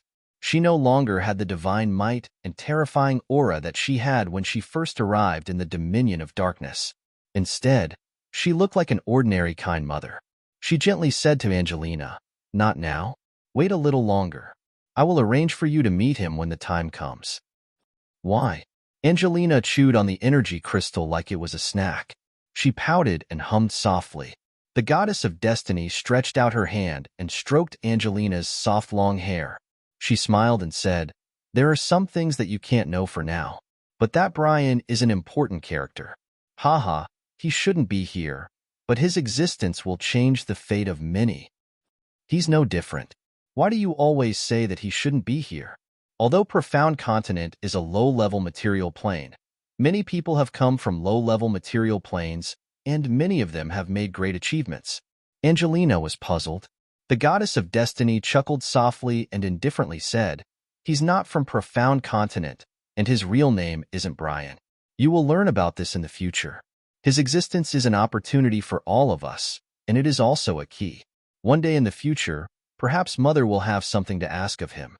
Andrina was stunned and asked curiously, You guys? 12 sovereigns? Nodding with a smile, the goddess of destiny said, Don't ask so much. I promise you that when the time is right, I will tell you everything you need to know. It was at this moment that the goddess of destiny seemed to have sensed something. Her eyes were like stars in the vast starry sky as she looked towards the direction where the little skull, Han Hao, and Dagmar were fighting. Her expression changed as she murmured, Why would a quintessence shard appear? It's of the element of death. That guy must have sensed it and will probably come over. What's wrong, Mother? Angelina asked curiously when she saw her in a trance. Nothing. The goddess of destiny smiled and stood up. She said to Angelina, I will be leaving for a while and should be back soon. Angelina, promise me that you won't be naughty for the time being.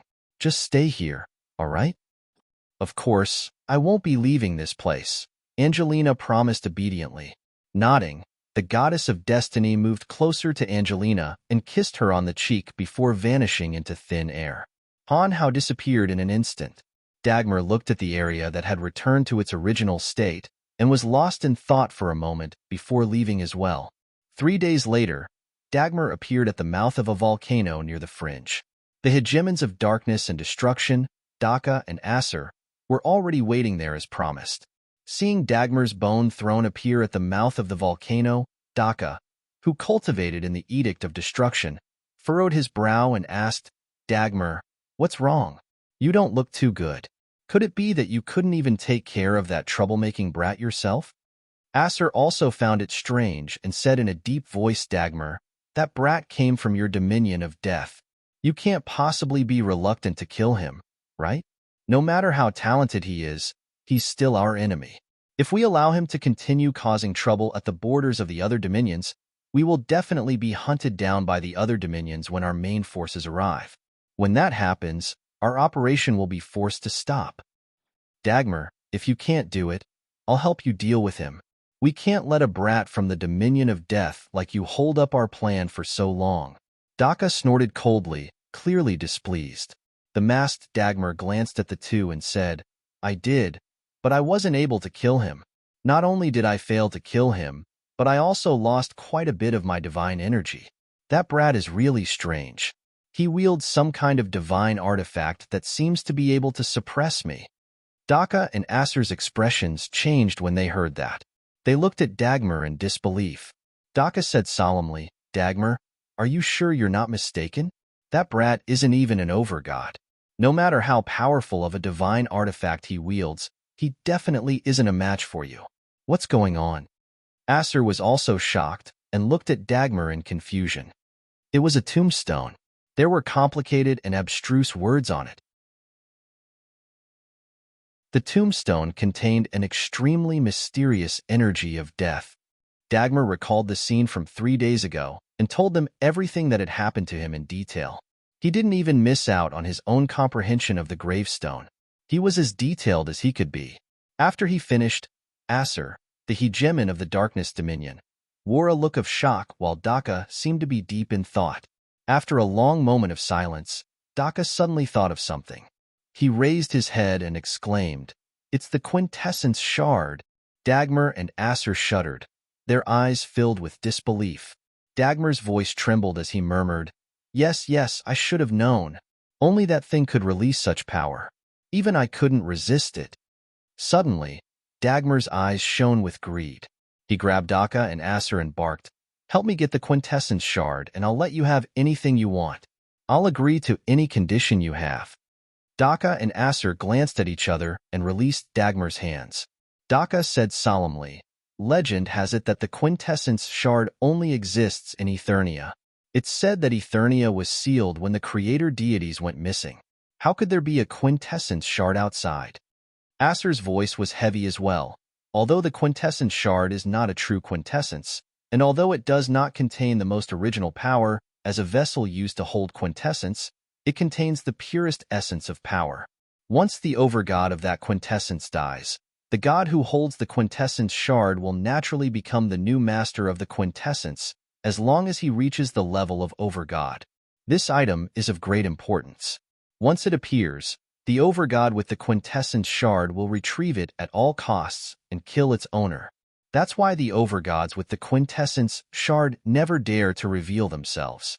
Who knows how far away they are from their overgod realm? How did that guy get the quintessence shard? Dagmar slowly calmed down from the narration of the two. He smiled bitterly and said, "How would I know? If he didn't use that item to suppress me, I would have killed him 3 days ago. It's no wonder his strength improved so quickly. If I knew he had such an item, I would have killed him back in the dominion of death. Sigh. Now that he's matured, no other god of death on Elysium other than the true master of the dominion of death can kill him." After a pause, Dagmar continued, "That's why I'm begging the two of you to help me. That item is only useful to me. Once I obtain it, I promise to search for quintessence shards of darkness and destruction for you. What do you think?" "We're allies, so it's only natural that we help each other," Daka agreed insincerely. "As long as you can pinpoint that guy's location again, Acer and I will naturally do our best to help you." Acer nodded silently, but only he knew whether it was true or not. Dagmar had seen all kinds of people in the dominion of death for many years. He could tell from the two's words that they wouldn't help him out of sincerity. However, the temptation of the quintessence shard was too great. Dagmar could only hope to obtain it if he begged the two of them for help. So, he kept thinking about what he could use to convince them. All right, Dagmar. Let's discuss how we're going to attack the fringe. That kid is definitely in the fringe. When the fringe is breached, he'll definitely appear. Daka knew that the quintessence shard was a sore spot in Dagmar's heart. There was nothing more important to him than the quintessence shard. So, he could only focus on that. All right, I understand. I'll gather all the forces at my disposal. As long as that kid appears in the fringe, I'll do whatever it takes to get that item. Dagmar took a deep breath and started thinking about gathering all his subordinates who didn't cultivate in the Edict of Death to see if they could kill Han Hao, who wasn't even an overgod yet. Dagmar even thought of Salus, wondering what kind of conditions he would have to make in order for Salus to help him. A quintessence shard completely messed up Dagmar's state of mind.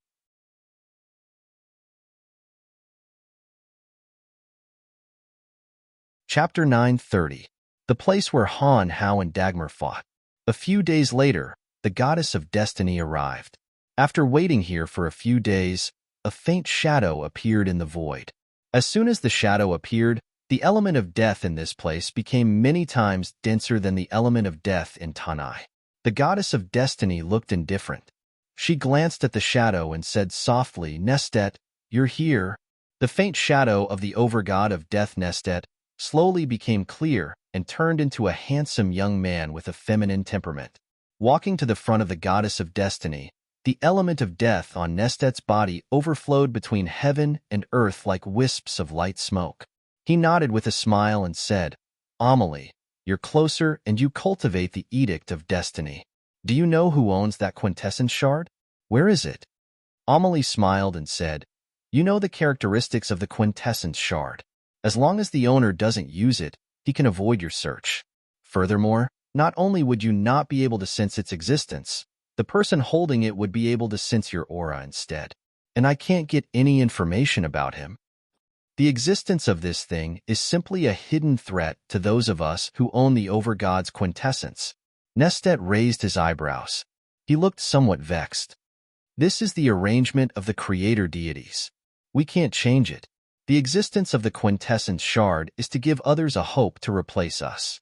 After all, anyone who stays in the same position for a long time will gradually change. The creator deities scattered the quintessence shard to warn us that our position will not remain unchanged forever." Amelie said softly with a calm face. Nestet nodded and said, "I will find that person. I won't allow anyone who holds the quintessence shard of death to survive." Amelie smiled.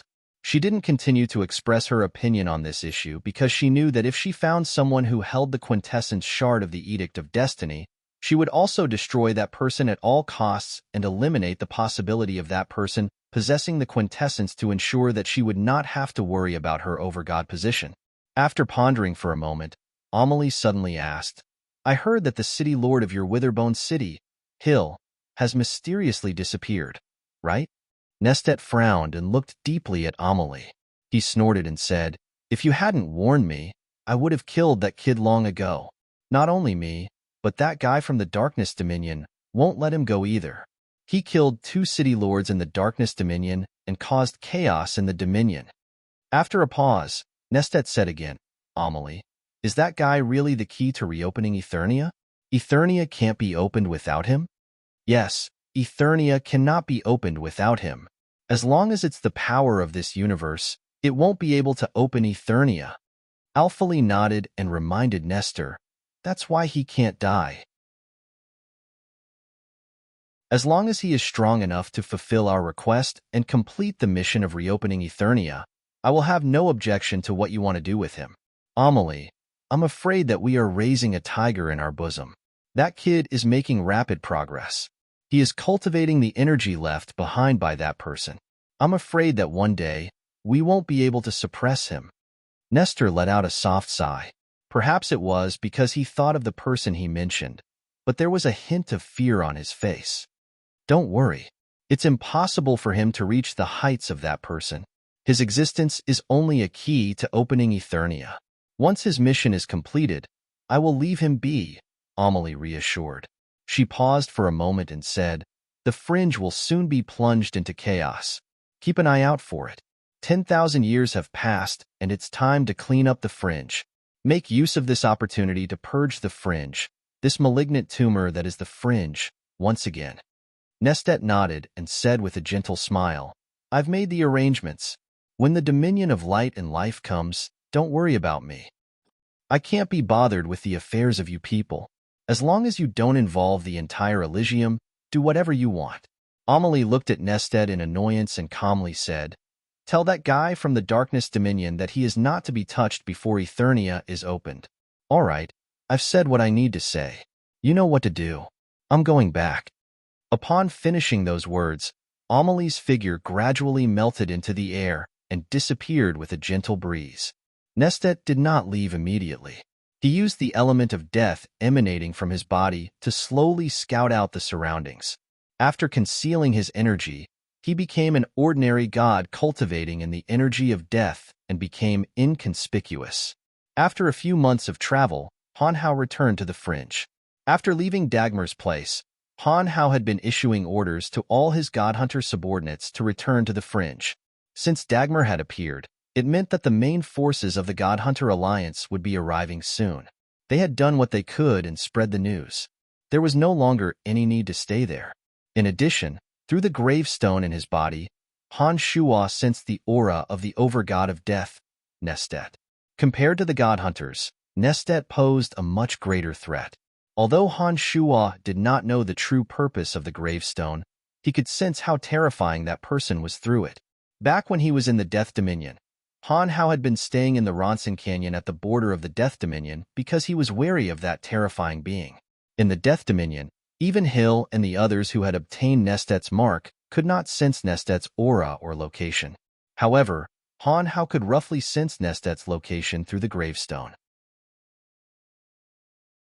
In the Death Dominion, although Han Hao was a troublemaker, he would use the ability of the gravestone to sense Nestet to avoid him and try his best to keep a safe distance from him.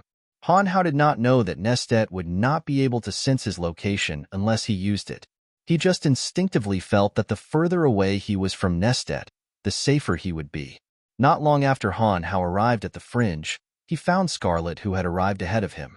When Scarlet saw Han Hao suddenly appearing before her, she was so excited that she could hardly contain herself. If it weren't for the fact that she was surrounded by her subordinates, she might have thrown herself into Han Hao's embrace. For some unknown reason, when Han Hao saw Scarlet's overjoyed and excited face, he felt as though he was facing his family members, Han Shuo and the 5 elite zombies. Come, let's return and prepare for war.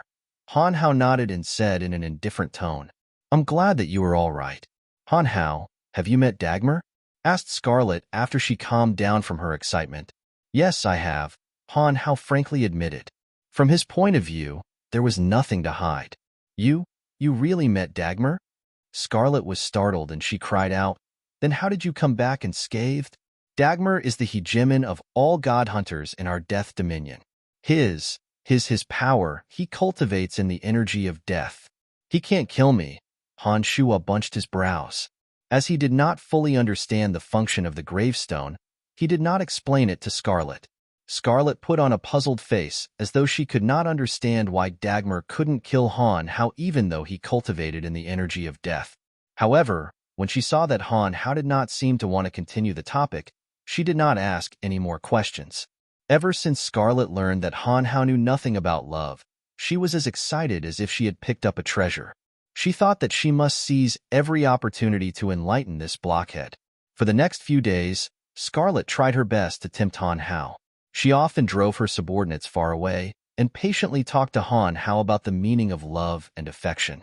She tried to impart her knowledge of love to Han Hao. However, Scarlet gradually discovered that Han Hao was not a person who would listen to others' explanations. It seemed that everything he knew about the world was based on his own experience. He did not believe in what others said at all. Han Hao did not respond to Scarlet's indoctrination and remained silent throughout the journey. Even when Scarlet made some of her suggestions very explicit, Han Hao merely bunched his brows and did not express his opinion. Scarlet began to feel anxious. One day, the two of them appeared on a mountain range in the fringe that was covered in lush greenery. The white clouds were like cotton, and the weather was beautiful. A faint fragrance lingered in their nostrils, making them feel relaxed and happy. They couldn't help but indulge in some romantic fantasies. Han Hao, I have told you so much. Did you even listen to me? Did you understand me? Asked Scarlet softly as she stood among the flowers. Han Hao shook his head and replied indifferently, I don't know what you're talking about, and I'm not interested in knowing. In my opinion, everything has to be explored in order to know the truth. I only abide by my inner feelings and feelings. I will not define things that I have not touched or come into contact with because of other people's words. Scarlet was speechless. She looked at Han Hao, not knowing whether to laugh or cry. After a moment of hesitation, Scarlet asked, What do you mean by exploring and coming into contact with something? Just like that day, exploring with my hands and feeling with my heart. Han Hao shot a strange glance at Scarlet as though he thought that Scarlet's question was very idiotic. Scarlet's face blushed, and her heart beat faster when she heard Han Hao mention that day. She stole a glance at the serious-looking Han Hao and cursed inwardly. This scoundrel actually has such thoughts? What should I do then? Don't tell me that I should let go of everything and let him explore my body as he pleased like that day? Your mind is in a mess. That's not good. It will affect your state of mind and make you unable to concentrate during a battle. I will never be in a mess. Han Hao furrowed his brows and reprimanded. Scarlet's heart was filled with resentment after hearing Han Hao's words. She thought for a moment and said angrily, I don't believe that you can always keep your mind as tranquil as still water. Having said that, Scarlet made up her mind and walked towards Han Hao with a blushing face. Han Hao was about to say that his mind was as tranquil as still water when he suddenly felt something in his heart. The gravestone in his heart seemed to have been triggered and went out of his control. Scarlet hated Han Hao's actions and thought, I don't believe that I can't break your mind as tranquil as still water. With that thought in mind, Scarlet became even more determined and walked towards Han Hao regardless of her shame. At this moment, Han Hao's brows were deeply furrowed. His purple demon's eyes were glistening as if he was pondering something. It was as if he didn't notice her initiative at all. Even his gaze didn't seem to be focused on her. Scarlet was infuriated. She snorted and said in a low voice, I don't believe that you have no feelings at all. Scarlet suddenly reached out and threw herself into Han Hao's arms. She hugged Han Hao tightly and pressed her towering breasts against Han Hao's chest. Not only that, but Scarlet also stretched out her hands to feel around Han Hao's back. She especially touched the 7 bone spurs on his back. It's really connected to his bones. Scarlet couldn't help but exclaim when her small hands touched that place. She had always thought that the 7 bone spurs on Han Hao's back were not really connected to Han Hao's body. In her eyes, the 7 bone spurs were just one of Han Hao's weapons that were usually stored in a compartment on his back. But now that she touched the base of the bone spurs, she discovered that they were connected to the flesh on Han Hao's back. They were clearly a part of his body. Scarlet was extremely surprised. Her small hands continued to feel around Han Hao's back. Her plump body was tightly glued to Han Hao's body. She was trembling slightly and challenging some of Han Hao's nerves. I don't believe that you won't have any reaction, Scarlet thought to herself. She stole a glance at Han Hao. Suddenly, Scarlet's expression changed. She cried out in alarm, Han Hao, what's wrong with you? The gravestone slowly emerged from Han Hao's chest. A strange energy emanated from Han Hao's body and sent Scarlet flying. One after another, seemingly alive inscriptions floated out of the gravestone and danced around Han Hao's body. The element of death in the surroundings seemed to be fatally attracted to Han Hao's body. Han Hao was at a loss. His brows were still tightly knitted as he looked at the inscriptions on the gravestone with a strange expression. After a while, Han Hao slowly stretched out his hand. After a moment of hesitation, he reached out to grab the gravestone that had emerged from his body. He rubbed his finger against the inscriptions on the gravestone. All of a sudden, the mysterious inscriptions that had flown out of the gravestone and circled around Han Hao's body suddenly drilled into his mind through his eyes. Han Hao's body trembled. He immediately closed his eyes and stood motionless as if he had been petrified.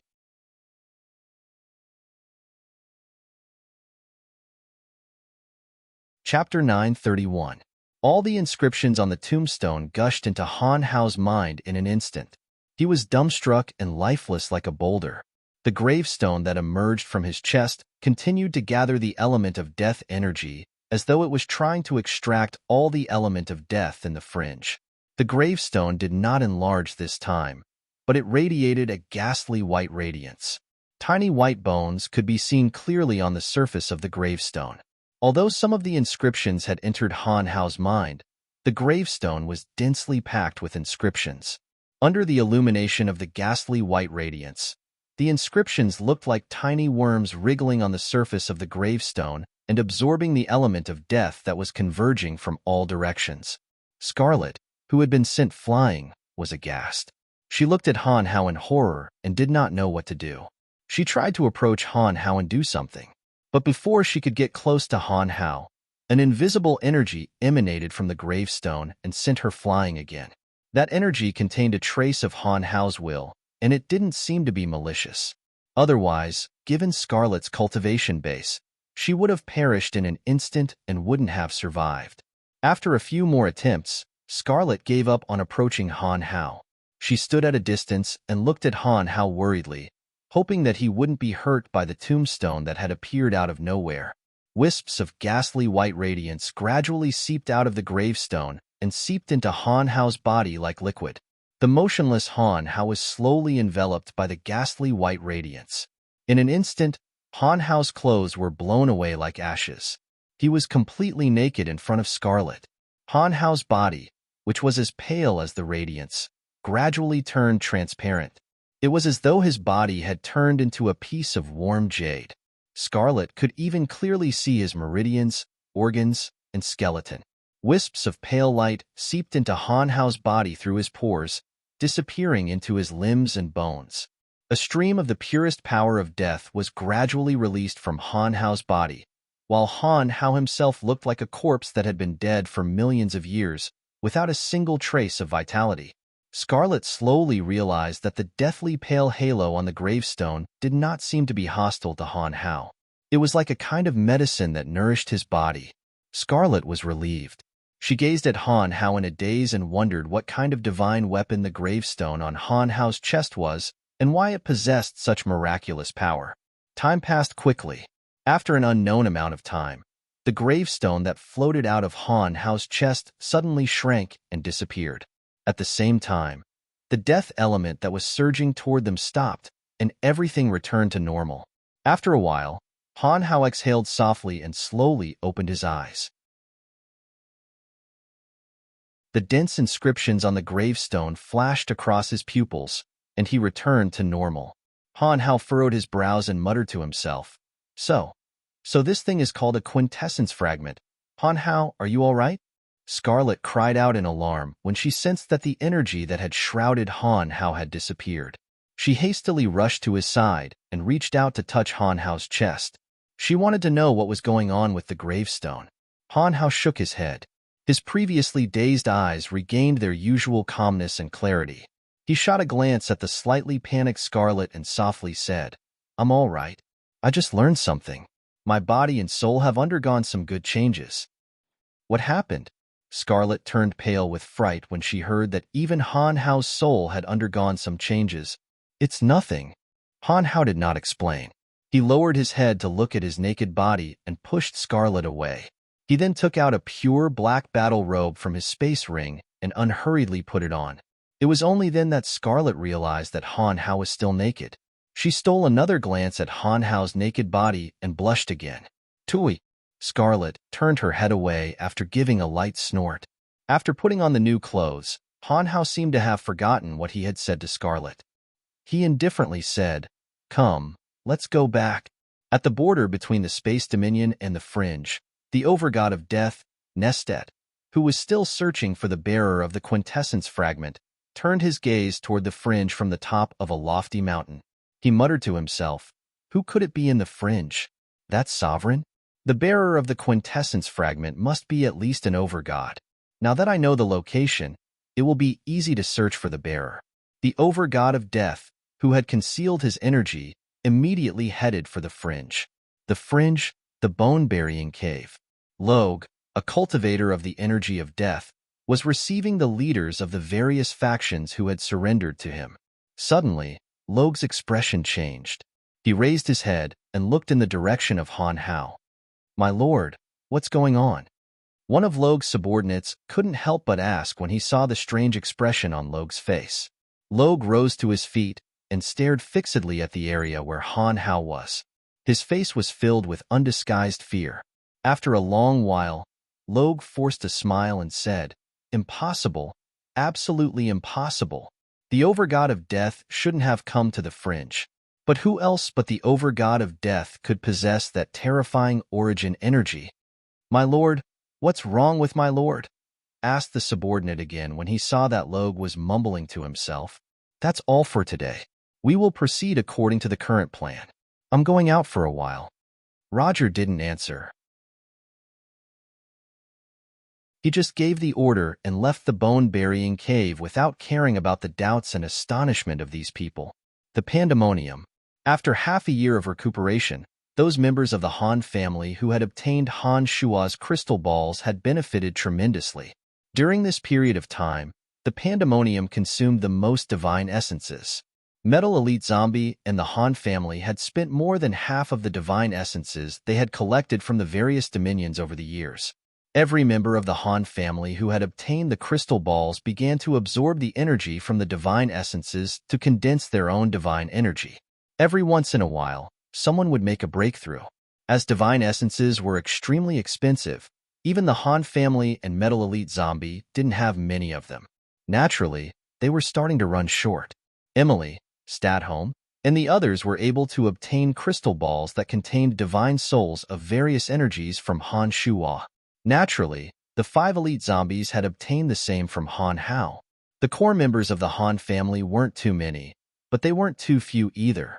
As more and more of them cultivated in the same energy, the divine essences they had were getting fewer and fewer. This was especially true for the Death and Darkness crystal balls.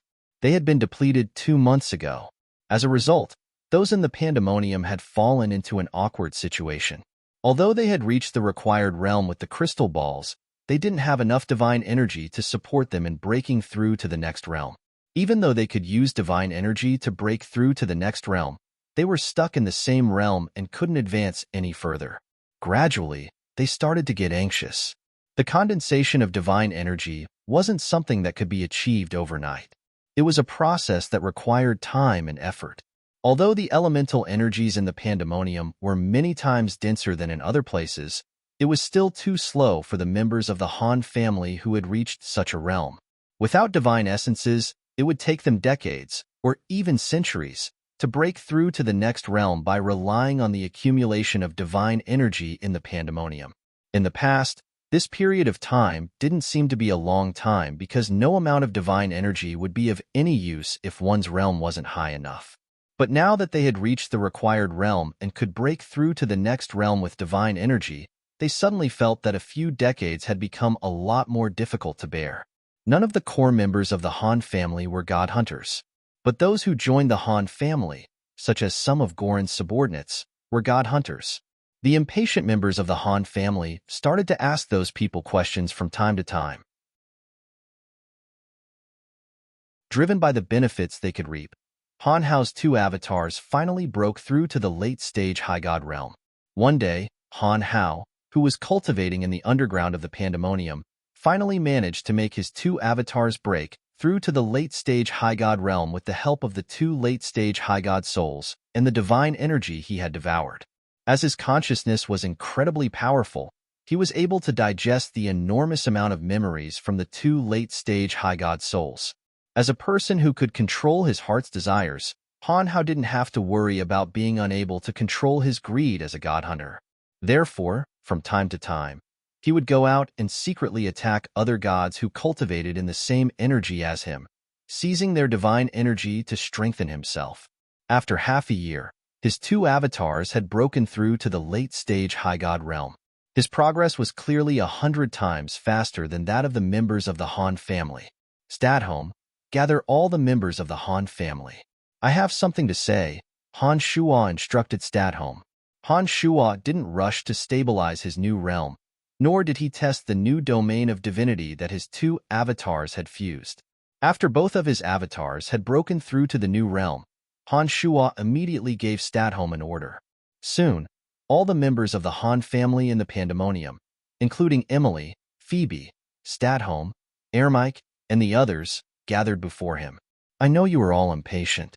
Some of you even want to become god hunters, said Han Shuo. With Han Shuo's consciousness covering the entire Pandemonium, none of their actions could escape Han Shuo's notice. After scanning through Ermike, Gilbert, and the others, Han Shuo said in a deep voice, once you start, you will never be able to stop it.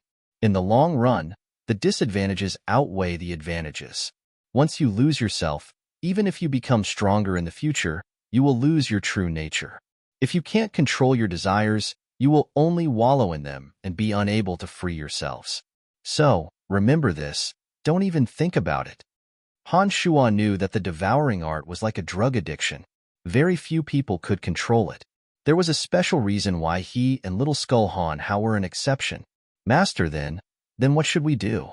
As long as I have enough divine energy to support me, I can break through immediately, said Gilbert, who had always been straightforward with his words. Don't worry, I already have a plan, said Han Shuo confidently while glaring at Gilbert.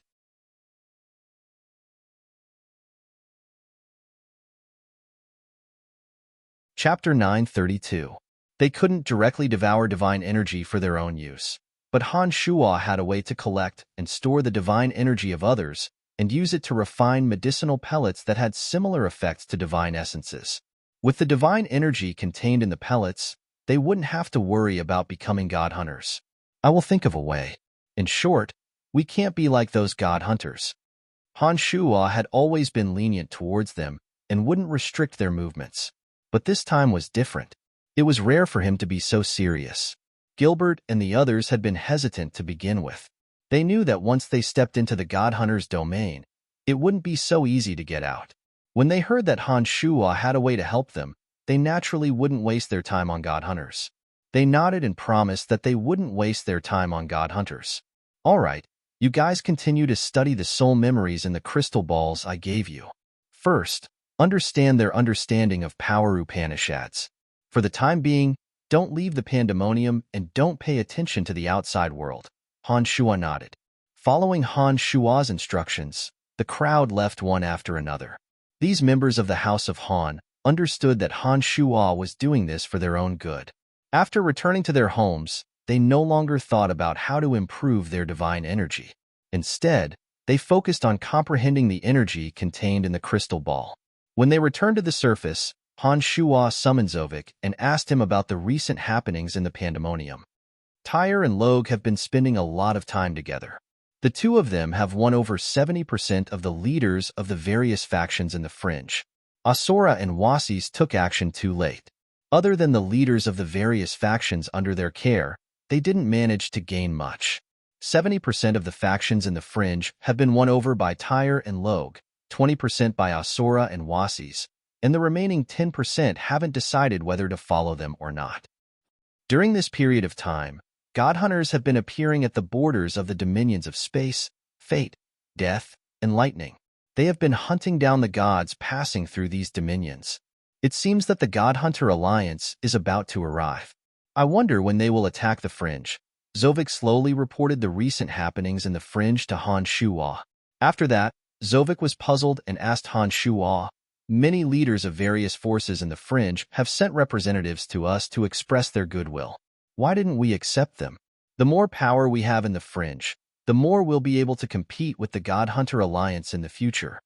Not only Zovik, but many in the Fringe were also puzzled by Han Shuo's thoughts.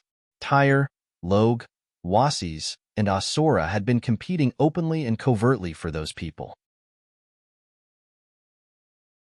They had even offered all kinds of conditions in hopes that they could gather more forces for their own use. Han Shuo was the only one who did not want to join Han Shuo's side. Many leaders of various factions who wanted to join Han Shua's side were put in a very awkward situation. Their hopes were extinguished by Han Shua. Han Shua put on an enigmatic smile and said, "We, the Han family, don't need such forces to make up the numbers. Don't worry, I know what to do." Although Zovik was very puzzled by Han Shua's words, he did not try to persuade Han Shua otherwise. He knew that Han Shua had his own reasons for doing so. As an executor of orders, all he had to do was to follow Han Shua's instructions. "All right, you may go about your business." Han Shua waved his hand and gestured for Zovik to continue handling the news from various sources. Half a month later, Little Skull Han Hao appeared in the underground palace that Earth Elite Zombie and Metal Elite Zombie had built for him. He was accompanied by Scarlet and her subordinates. Han Hao's Godhunter subordinates had long returned to the Fringe from various regions. Some of them had already arrived at the Fringe and were camped at the center of the mountain. Upon his return, Han Hao immediately summoned the leaders who had returned to the Fringe and met with them at the center of the mountain. "Spread the news. All the people scattered in the various regions are to return and gather in this place. Also, for the time being, stop attacking the other factions and restrain your desires. When this period is over, you will be able to continue satisfying your inner desires." Han Hao and the others began to issue orders. The leaders, led by Polo, nodded repeatedly and promised that they would restrain their subordinates for the time being. They knew very well that this was the time when all the forces in the Fringe needed to unite. If they continued to target the smaller forces at this time, they would surely become the target of public condemnation and be condemned by the entire Fringe. "For the time being, I want all of you to focus on setting up this place. This place is very well hidden. As long as it is properly set up, we will not be in a passive position when the alliance comes. All right, the few of you, make arrangements for your subordinates. No matter what kind of traps or barriers they are, as long as they can be set up, the more the better." Han Hao continued to instruct. After taking a short pause, Han Hao pointed at Scarlet, who was obediently listening to him, and introduced, "This is Scarlet, one of us. She will be a leader of a troop just like you." Polo and the others had long noticed Scarlet and sensed the unique aura of a god hunter from her. They knew that she must have been subdued by Han Hao. They did not say anything and nodded in acknowledgement. Scarlet looked at Han Hao in a daze. It was at this moment that she realized just how powerful Han Hao was. There were 3 god hunter leaders in the stone chamber who possessed late-stage high god strength like Polo. The others were also mid-stage high gods. The fact that Han Hao was able to subdue a late-stage high god was a testament to his strength and resourcefulness. Just by looking at those in the stone chamber, Scarlet could tell that Han Hao's strength was much greater than when he was at Ronson Canyon. Even though Han Shua did not manage to kill those god hunter leaders in Ronson Canyon, they were no match for Han Hao. Scarlet found Han Hao to be extremely charming at that moment. She couldn't help but recall the moment when she hugged Han Hao a few days ago. Although it was only for a moment, it was enough for her to let her imagination run wild. After issuing a series of orders, Han Hao shot a glance at Scarlet and noticed that her cheeks were blushing. She seemed a little absent-minded. Han Hao then turned to his subordinates and saw that they were staring at Scarlet with lustful eyes. Han Hao felt displeased for some reason, as though someone had snatched something that belonged to him. Back when Scarlet had 2 scars on her face, even the god hunter leaders of Ronson Canyon harbored ill intentions towards her. Now that she no longer had those hideous scars on her face, she exuded an irresistible charm. It was only natural that Polo and the others would covet her. As Han Hao had always been aloof and had never shown any interest in a woman to his subordinates, Polo and the others naturally assumed that Han Hao and Scarlet shared the same relationship as they did, that they were master and subordinate. That was why they dared to inspect Scarlet's body without restraint. Han Hao coldly groaned, shot an ice-cold glance at his impudent subordinates, pointed at Scarlet, and said to them, "She's mine. I will gouge out the eyes of anyone who dares to look at her like that again." Upon hearing those words, the lustful subordinates were aghast. They no longer dared to look at Scarlet. They knew that although this ruthless leader was young, he was ruthless and merciless. Moreover, he would never joke around. He would kill whoever he said he wanted to kill, and he would not hold back. Although they were frightened, they also felt that it was strange. After following Han Hao for so long, they had never seen Han Hao show any special interest in any woman. To them, Han Hao was a block of ice that did not have the emotions that a human being should have.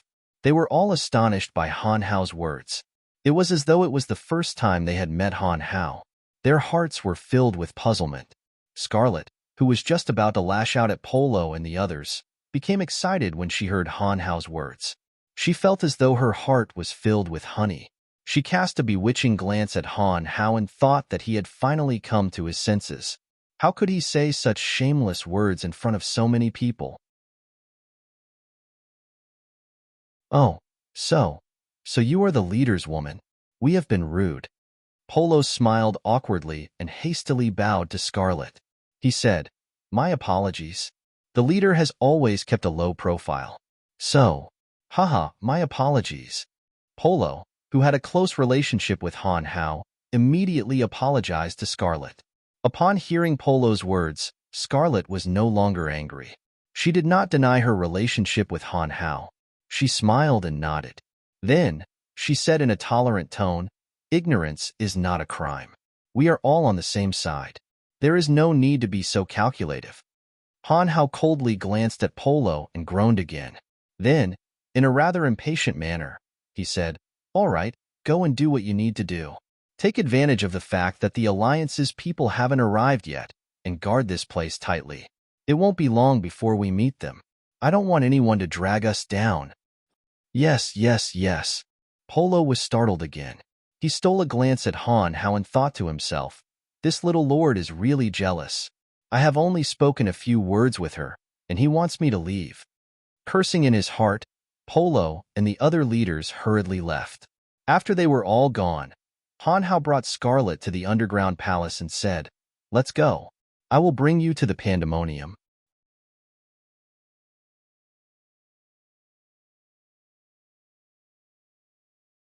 Chapter 933. In a vast training ground beneath the pandemonium, Sanguiner was wielding a broadsword that radiated blood-red radiance. He was fighting Balins and Gilbert alone. Han Shuo sat to the side, quietly watching the battle between the three. Sanguiner's body was shrouded in a faint, bloody mist. His skin looked as though it was stained with blood. His eyes glowed with a terrifying red light. Gilbert and Balins attacked with all their might, but they were barely able to withstand Sanguiner's ferocious attacks. Sanguiner's body was the body of a Sanguiner, the most suitable for cultivating the Blood God mantra. Sanguiner had cultivated the Blood God mantra to an extremely profound level. Against Gilbert and Balins' attacks, strands of blood-red radiance blossomed from the broadsword, forcing Gilbert and Balins to keep retreating. Han Shuo had been silently observing the battle between the three. When Gilbert and Balins had nowhere else to retreat, he waved his hand and formed a gigantic palm in the middle of the three, stopping their battle. Not bad. It seems that Sanguiner's understanding of the Blood God mantra has reached an extremely profound level. Han Shuo nodded. He glanced at Balins, who looked somewhat dejected, and consoled him. "The god-slaying devil path you cultivate requires you to kill constantly in order to progress. Your state of mind has reached the level of bloodlust, but it's still not enough. Balins, sometimes you are too calm. That will make it difficult for you to go berserk in battle. You won't be able to go berserk all of a sudden. If you can smoothly reach the demonization realm in every battle, coupled with the god-slaying devil path that you cultivate, your strength will at least increase by several times. You need to work hard in this area." Putting away the flying sword, Balins humbly bowed to Han Shuo and said, "Senior brother, how can I make myself lose my mind in battle? First, make yourself crazy and lose your rationality. This requires the stimulation of the enemy. However, in this aspect, you can also try to grasp it yourself. You can think of some things that will make you go crazy. Imagine the enemy as the person you hate the most. Don't think too much when fighting, just have the thought of killing in your heart." Han Shuo thought for a moment and combined it with his experience when he was demonized to guide Balins.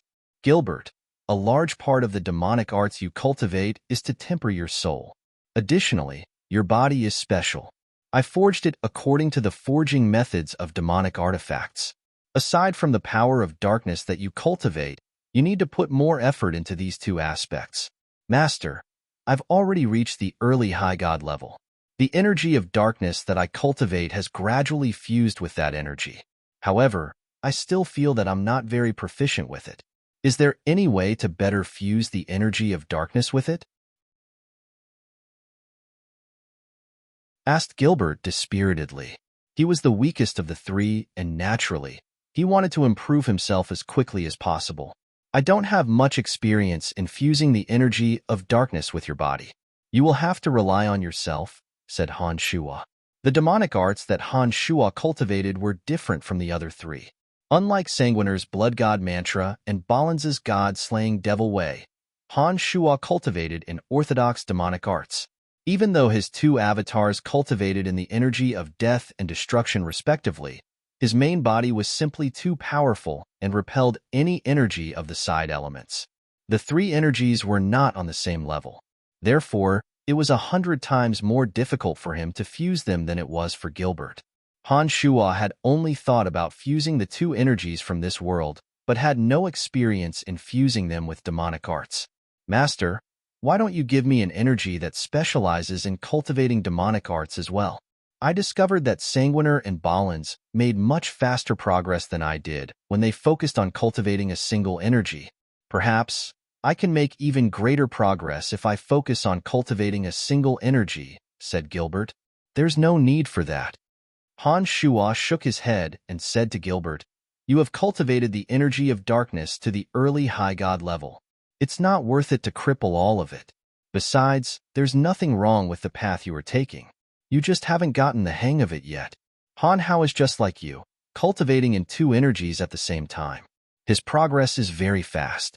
Han Hao will be here in a moment. You can ask him for advice in the future. He is more experienced in this aspect than I am. Perhaps he can help you make breakthroughs faster. Upon hearing those words, Gilbert was overjoyed. He laughed and said, so that fella is the same as me. It's been a long time since I last saw him. I wonder how he has changed. Gilbert had gotten acquainted with Little Skull Han Hao back on Profound Continent. Back in the Cemetery of Death in the Dark Forest, both Gilbert and Han Hao had followed Han Shua to set up traps for others. After arriving on Elysium, Gilbert had heard too much about Han Hao. He had long wanted to see how Han Hao was doing. Sanguiner's eyes glinted with excitement when he heard that Han Hao would be arriving soon. He had been cultivating arduously all this time and felt that his strength had improved by leaps and bounds. He had long wanted to witness Han Hao's strength, but never had the opportunity. Now that he heard that Han Hao would be coming, he immediately pleaded to Han Shua, Master, I want to have a match with Han Hao. Haha, no problem. Only through actual combat can you quickly recognize your own shortcomings. He will be here soon. You don't have to worry about anything. Just attack him immediately. It doesn't matter if it's a sneak attack or not. With me here, there won't be any problems. Han Shua wasn't worried at all. In fact, he was overjoyed. The underground palace that Earth and Metal elite zombies built for Han Hao and his god hunters was very far away from Pandemonium. Han Shua and Han Shua had a subtle soul connection that allowed them to clearly sense each other's presence within such a short distance. Han Shua and his father knew that Earth Elite Zombie had opened a tunnel between the two underground palaces. Therefore, it was only natural that Han Shua knew that Han Hao was coming. Wonderful. I have been wanting to witness his strength for a long time. Sanguiner was overjoyed. He thought that Han Shua wouldn't allow it. He had always felt that he was the strongest person after Han Shua. Ever since he learned of the existence of his son, Han Shua, he had always wanted to surpass Han Shua in strength. However, time and time again, Sanguiner had proven that his opponent was extraordinary. This made Sanguiner even more excited. He had come to view Han Hao as his most powerful opponent. This was a rare opportunity and Sanguiner wasn't going to let it go easily. He's almost there. Once he comes, you can go all out. Han Shua said smilingly after glancing at the excited Sanguiner. Sanguiner, don't hold back. Even someone like Polo has submitted to him. I believe that he is even stronger than you. You have to go all out to force him to show his strength. Balin's eyes were also sparkling with excitement. He too was looking forward to the opportunity to witness Han Hao's strength. Haha, Sanguiner, although Balins and I are no match for you, that guy is very powerful. But that guy is very powerful, even more inhumane than you. This is really interesting. I want to see which one of you is more powerful. Gilbert laughed heartily. He and Balins retreated to Han Shua's side and looked at the entrance of the gymnasium excitedly. The group had all cultivated to a certain realm. In addition to the fact that Han Hao didn't conceal his footsteps or the faint killing intent on his body, they knew that Han Hao would be arriving soon. They couldn't wait any longer. Master is inside, said Zovik softly after he brought Han Hao to the entrance of the gymnasium. Zovik was one of the few who knew about the relationship between Han Hao and Han Shua. He had been in charge of exchanging information with Han Hao's underlings over the years. He knew better than anyone else that Han Hao had accomplished many astounding feats over the years. It could be said that in the fringe, other than Han Shua, Tyre, Log, Asura, and Wasis, Han Hao is the most powerful individual in the fringe. In some ways, the callous and merciless Han Hao is even more troublesome than Asura and Wasis. Therefore, even though Zovik and Han Shua weren't father and son, he still treated Han Hao with respect. The fringe was a place where the strong were revered. It was only natural for the strong to be respected by everyone here. Zovik was one of them, and he was no exception to this rule. Scarlet, stay outside for now. Han Hao instructed Scarlet while standing at the entrance of the gymnasium with his brows bunched. Understood. Scarlet nodded meekly. She was rather nervous, and her heart was pounding all the way to the gymnasium. She felt that Han Hao's actions seemed to be hinting at something, and she didn't dare to meet her parent, Han Shua.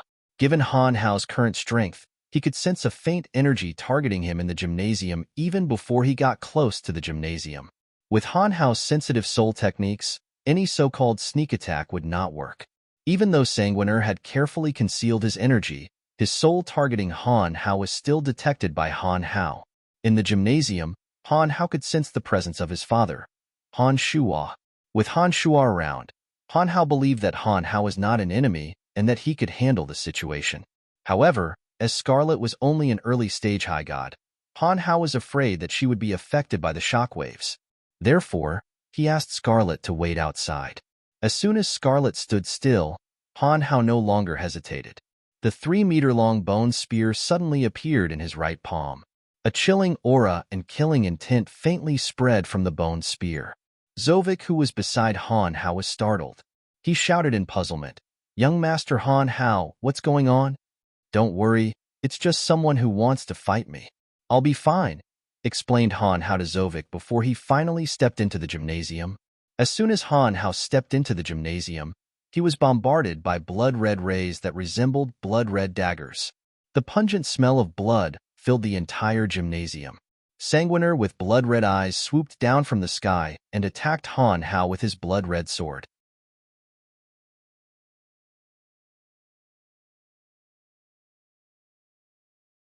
Chapter 934. Sanguiner's strength had improved by leaps and bounds. When he attacked with all his might, the momentum was indeed shocking. Little Skull Han Hao did not panic when he saw that the sky was filled with bloody light, and that a young man with blood-red eyes was descending from the sky with a murderous aura. He raised the bone spear in his hand, and a cold and evil force suddenly burst out from the bone spear, dispersing the bloody light in the sky in an instant. An evil light flashed in the purple demon eye, and a huge white bone cage suddenly formed. The ferocious bone cage was sharp and cold, blocking the direction where Sanguiner was descending from, waiting for Sanguiner to fall into the trap. Sanguiner was shocked. He finally realized how terrifying the strength of the cold-looking young man below him was. Not only did the young man easily break the bloody light condensed from his blood chi in his body, but he also had the leisure to use the white bone cage formed by the force of death to block him. Sanguiner, who was already attacking with all his strength, seemed to have all his potential in the face of a powerful opponent like Han Hao. His blood-red eyes even overflowed with 2 faint traces of scarlet blood. Not only that, his cheeks also looked like they were overloaded with blood. At a glance, it looked like they were dripping with blood, and he looked extremely evil. This was a sign that the Blood God mantra had been activated to the extreme. Han Shuo, who was watching from the side, suddenly frowned when he saw the strange expression on Sanguiner's face. He was secretly on guard, ready to attack at the critical moment. As soon as the strange expression on his face appeared, the terrifying blood chi on Sanguiner's body condensed into a substance. The bloody mist that filled the sky gathered into a bloody palm, and suddenly pressed on the white bone cage formed by Little Skull Han Hao with the force of death in front of Sanguiner. Crack! The white bone cage exploded, and the bone fragments scattered like snowflakes. Han Hao seemed to be a little surprised. A strange light flashed in his purple demon eye as he stared at Sanguiner, whose aura had skyrocketed several times, and became a little excited. He could feel that the power that Sanguiner cultivated was very special, and definitely did not belong to the existing power system in this world. From Sanguiner, he could sense the evil chi that was unique to demonic cultivators. The curious Han Hao finally felt that after Sanguiner had activated all the potential in his body, Sanguiner could finally fight him.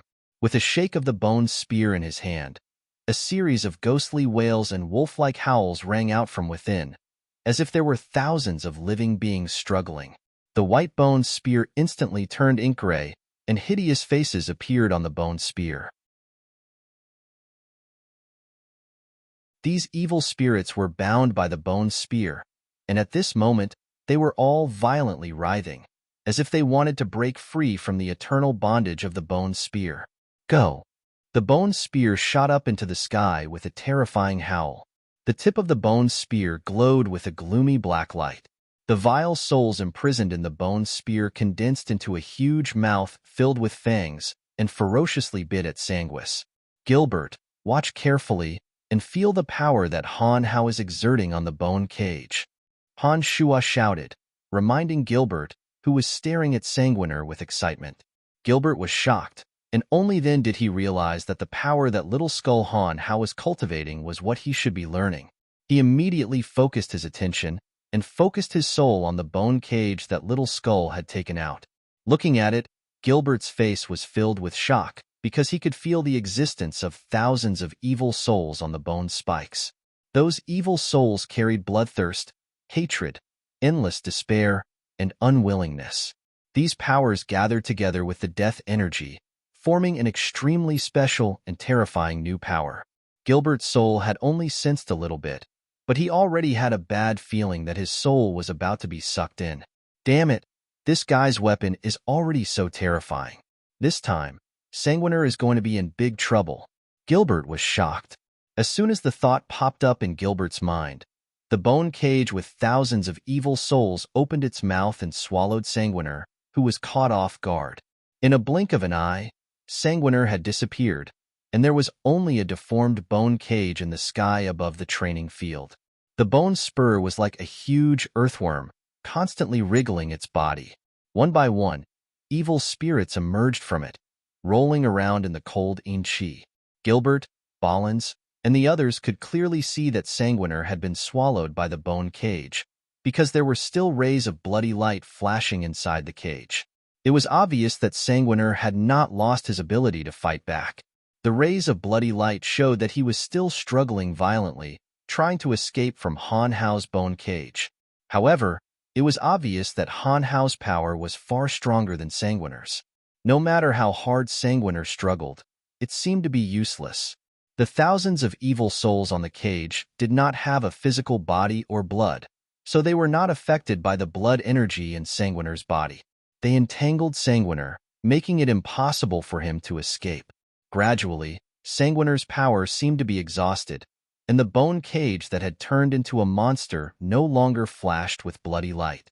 It was only then that the Little Skull, Han Hao, stretched out his hand, curled his index finger, and made a strange gesture. Then, he flicked it.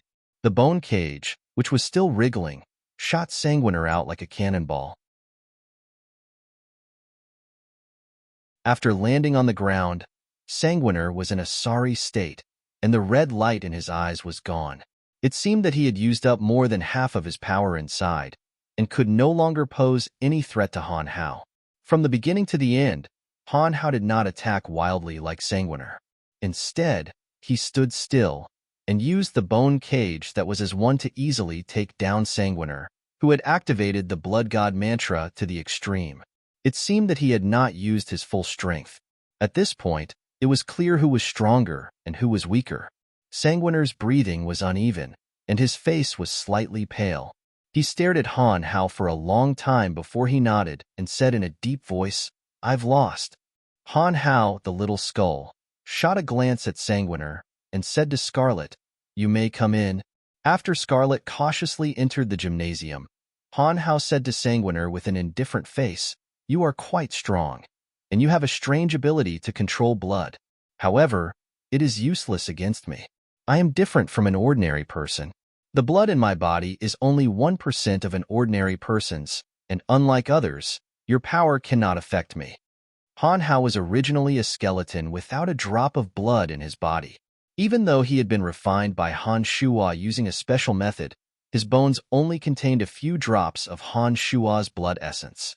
Later on, when Han Hao had grown to a certain stage, he used the blood essence that Han Shuo had left in his body as a foundation to refine some of his blood.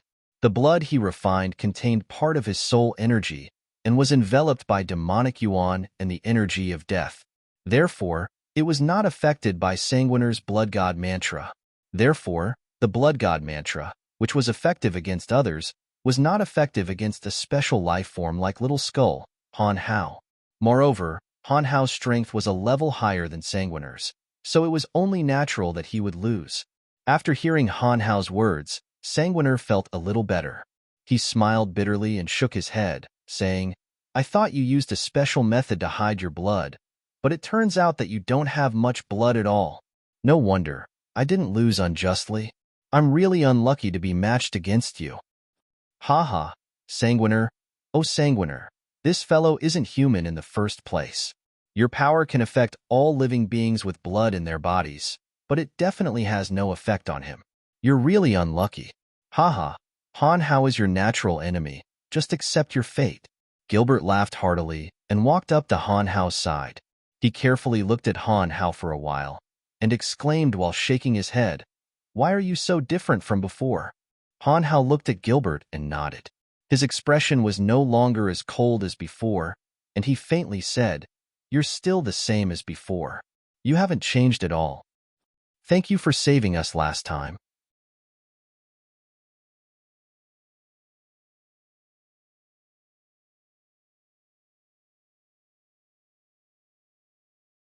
Chapter 935.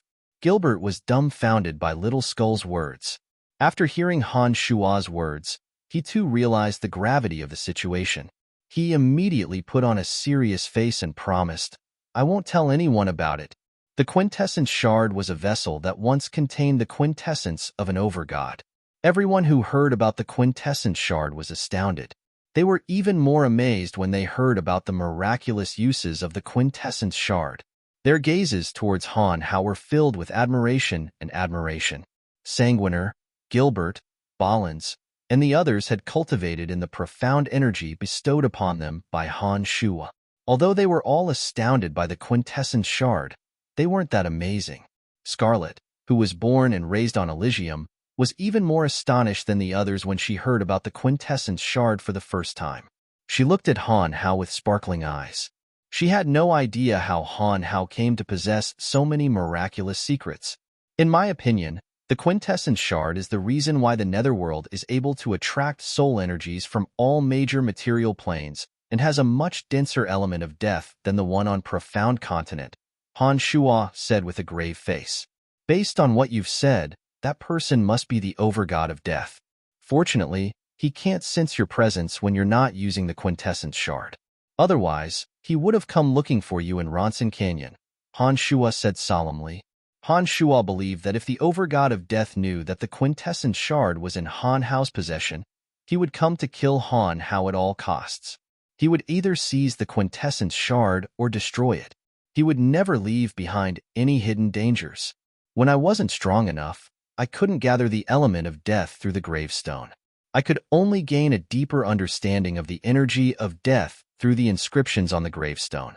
Later on, When I became a high god, I could sense the presence of that person in the Death Dominion at all times through the gravestone. I instinctively felt that he was a threat to my life, so I didn't dare to use the gravestone. Last time, when I was at the border between the Space Dominion and the Fringe, Dagmar suddenly showed up and I had no choice but to unleash the power of the gravestone. It was then that I immediately discovered the presence of that person from the Death Dominion. This proved that my guess was correct. Little Skull, Han Hao, explained his understanding of the gravestone in detail. Let me check again to ensure that all the formations in Pandemonium are activated. Then, we will set them up in the gymnasium. When everything is ready, you will stay here and try to comprehend the usage of the quintessence shard. If you can really master the quintessence shard and fuse it with the demonic arts you cultivate, I believe that one day, you will be able to replace the Overgod of Death and seize the quintessence in his body, instructed Han Shuwa. After taking a short pause, he instructed Little Skeleton, Gilbert's cultivation is similar to yours. He is also walking the path of fusing the energy of this world with demonic arts. He doesn't have that much aptitude, so he won't be able to improve as quickly. You should give him some guidance first. I will come over when everything is ready. Han Hao nodded. He glanced at the excited Gilbert and said, "Ask me if you have any questions. As long as I know, I will tell you." Gilbert was overjoyed. He immediately went to Han Hao and explained to Han Hao some of the things he didn't understand about the fusion of the energy of darkness and the demonic yuan in his body, hoping that Han Hao would be able to help him. In this regard, Han Hao, the Little Skull, had indeed gone further than Gilbert. His fusion of the energy of death and the demonic yuan in his body had reached an extremely profound level. Han Hao had also encountered the same problems that had puzzled Gilbert. As a member of the Han family, he did not hide anything from Gilbert and explained his experiences in detail. Sanguiner, Balance, and Scarlet also joined in. Although the three of them cultivated in different energy systems from Gilbert, there were still some similarities in their energy systems. Han Hao's explanation included some of his own understanding of demonic arts, which was beneficial to Sanguiner and Balance. Therefore, they listened attentively. When Han Shuwa saw that they were humbly listening to Little Skull's explanation, he smiled and left the gymnasium. In an instant, he arrived outside the Pandemonium. Han Shuwa stood on the round platform carved with the image of the Cauldron of Myriad Demon and communicated with the Cauldron Spirit. Given the current defensive power of the Pandemonium, can it prevent the Overgods from spying on us? Not a problem, replied the Cauldron Spirit confidently. The Overgods who possess the quintessence, added Han Shuwa after realizing that he did not make himself clear. The Cauldron Spirit suddenly turned silent.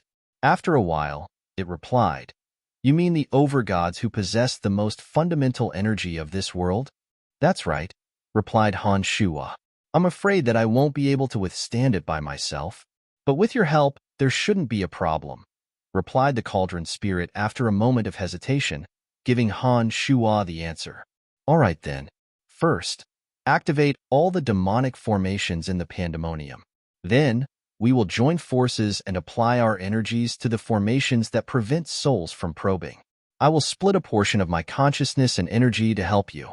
Together, we will resist any soul probing." Han Shuwa instructed Cauldron Spirit after thinking for a moment. After receiving Han Shua's order, the Cauldron of Myriad Demon flew out of his body and slowly sank into the center of the Pandemonium, the round platform carved with its image. After seeing the Cauldron of Myriad Demon sink into the platform, Han Shuwa also sat cross-legged on the ground. He connected a portion of his consciousness with the Cauldron of Myriad Demon and channeled the demonic yuan in his body into the Cauldron of Myriad Demon. At the same time, Han Shua's avatar of destruction flew out of his main body and observed the mist around the Pandemonium that was gradually thickening. He sensed that his energy was gradually increasing and nodded. This avatar of destruction entered the underground palace and returned to the gymnasium where the Little Skull, Han Hao, and the others were. At this moment, the Little Skull, Han Hao, was wholeheartedly explaining his experience in fusing two types of energy under Gilbert's questioning. Other than Gilbert, Balance, Sanguiner, and Scarlet were also listening attentively. They all had thoughtful expressions on their faces. It seemed that Little Skull, Han Hao, had gained some insights from his explanation. When Han Shuo saw that they were all very serious and focused, he didn't say anything to disturb them. He just stood outside and listened to Little Skeleton's explanation of the profound energies. Little Skull's cultivation path was different from Han Shuo's. As he had inherited a portion of his demonic arts memories from Han Shuo, and his life form was different from Han Shuo's, he did not cultivate the most orthodox demonic arts like Han Shuo. However, Little Skeleton's unique life form seemed to have its own benefits. As he was originally an undead creature from the netherworld, he was blessed by nature in cultivating the energy of death. His rate of improvement was beyond the imagination of ordinary humans. At the same time, he did not stop cultivating his demonic arts. Due to the unique magnetic field of his life, the demonic arts he cultivated were much weaker than Han Shuo. He was unable to unleash the full power of the demonic arts. If this continued, he would not be able to achieve much. Fortunately, Little Skull had extraordinary aptitude. He was able to fuse the energy of death and demonic arts and walked a unique path of his own. His strength improved by leaps and bounds, and he became the most powerful member of the Han family, second only to Han Shuo.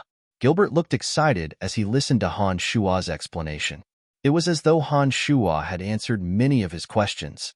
After a long while, Gilbert shouted, "Stop! Stop!"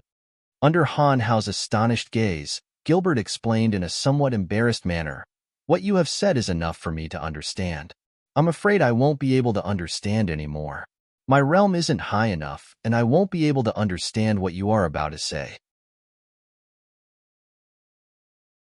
I might as well not listen for now, and come back to you when my realm is high enough." Han Hao nodded and calmly replied, "All right." Han Shuo, who had been listening by the door for a while, nodded in his mind. It was common knowledge to bite off more than one could chew.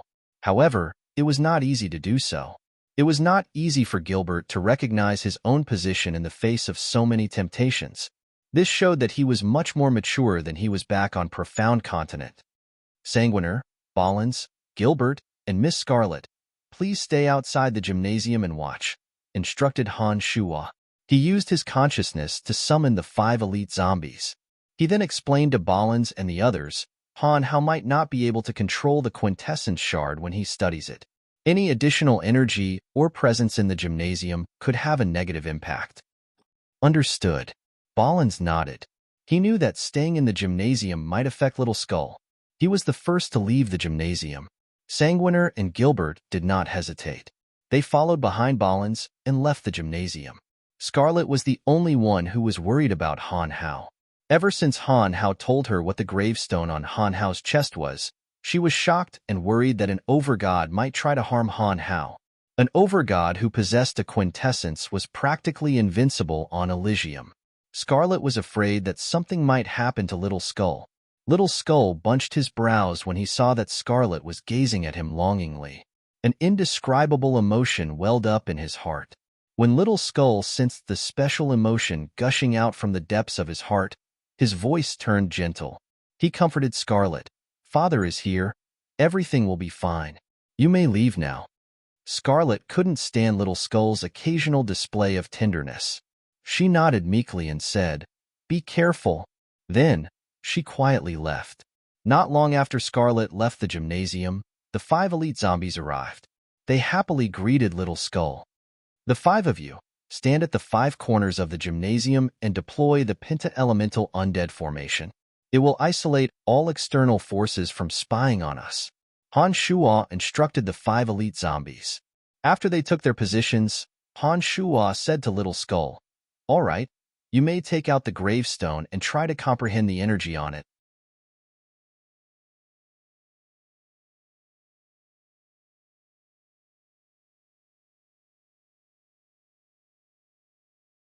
Cried Ballins before he hastily explained, "Since the gymnasium isn't stable at this moment, this doorway is the only connection between the gymnasium and Elysium. If Han Hao does anything that affects this space, we will be the first to be affected. If we are not careful, we might get sucked into a space-time rift and end up drifting to God knows where." Scarlet hastily retreated after hearing Balin's shout. Even Gilbert, who had always been bold, was drenched in cold sweat. He hastily stood beside Balins, fearing that they would be affected by the unstable energy at the edge of the gymnasium. In the gymnasium, Han Shua's avatar of destruction carefully sensed the energies around him. After seeing that the 5 different energies of the 5 elite zombies were gradually fusing together, Han Shua felt that there should be no problem. He nodded at Little Skull and said, "It's done." Little Skull sat cross-legged on the ground and slowly closed his eyes. His chest was throbbing. After a while, the quintessence tombstone flew out from his chest and hovered 1 meter in front of Little Skull. As soon as the tombstone appeared, the element of death that the 5 elite zombies had expelled from the gymnasium suddenly overflowed. There was no telling where the element of death came from, but it gushed into the space-time rift at the edge of the gymnasium and gathered at the tombstone at the center. This is bad.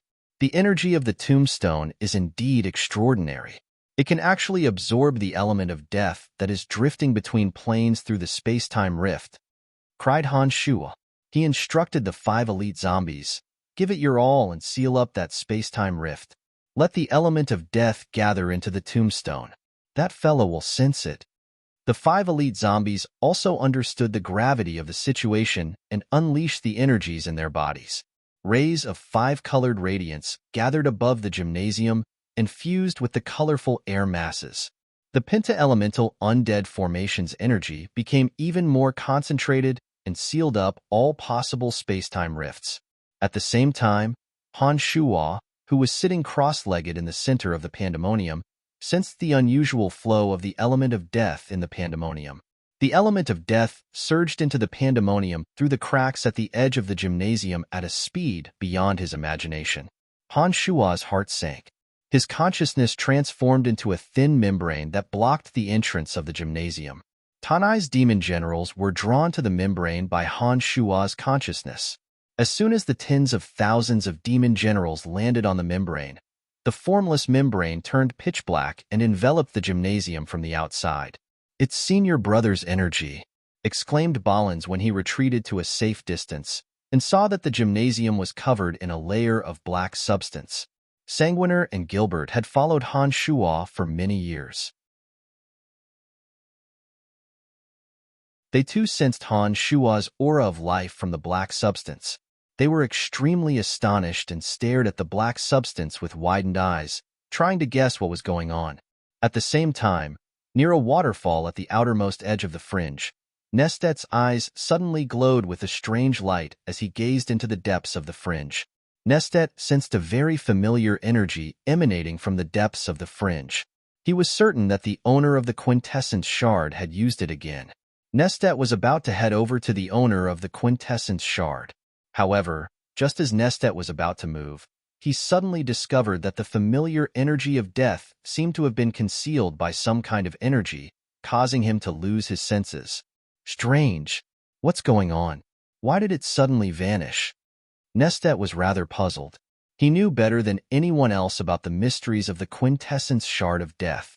Once the quintessence shard was used, it would be impossible to conceal the origin energy contained within it. Nestet pondered for a moment with his brows bunched. He couldn't figure out what was going on. Based on his senses, he headed in the general direction. Once the quintessence shard was used, it would be impossible to conceal it with any ordinary energy. However, the energy used by Han Shua in the Cauldron of Myriad Demon did not belong to this universe. Under the effect of the profound demonic arts, even the origin energy of the quintessence shard was temporarily concealed. This was also the reason why Nestet suddenly lost his senses of the quintessence shard. Millions of strands of consciousness and the energy of tens of thousands of demon generals converged to form a powerful defensive membrane around the gymnasium. The energy of the 5 elite zombies separated the gymnasium from the Elysium and finally concealed the energy of the quintessence shard in Little Skull's body. "All right, keep it up," shouted Han Shua's avatar of destruction in the gymnasium. It was at this moment that Little Skull, who had nothing to worry about, let go of the secrets of the quintessence shard. The 7 bone spurs on his back lightly quivered. His purple demon eye glistened as he stared at the gravestone hovering before him. Faint, marvelous inscriptions started to appear in his pupils. All this time, as Little Skull had instinctively sensed the existence of a powerful threat, he had never tried to probe the secrets and energy of the gravestone with all his might. But this time was different. With Han Shuo and the 5 elite zombies watching over him, Little Skull knew that he could boldly give it a try. He wanted to see if he could fully grasp the energy of the gravestone and the mysteries of death. Strands of bizarre inscriptions floated out of his eyes and slowly seeped into the center of the gravestone. Gradually, the gravestone that was the size of a fist started to expand. In just a few moments, it had grown to 12 meters tall. The surface of the gravestone was covered with white bones. The bizarre inscriptions on the gravestone were slowly moving as though they were alive. Compared to the gigantic gravestone, Little Skull appeared extremely tiny. However, Little Skull did not panic at all. The 7 bone spurs on his back suddenly protruded and stuck themselves onto the enormous gravestone. Suddenly, the 7 bone spurs simultaneously let out earth-shattering wails and howls of despair. The 7 bone spurs were filled with the aura of endless hatred, despair, fear, screams, and madness. It was unknown just how many people Little Skull had killed over the years. In Little Skeleton's pupils, there were densely packed inscriptions swimming about. They reflected the gravestone in front of him and seemed to have formed some kind of mysterious connection. Crack, crack, crack, crack. The gravestone was still expanding. The top of the gravestone was propping up the gymnasium. Terrifying noises could be heard from the gymnasium. It was as though the gymnasium would explode at any moment under the power of the gravestone.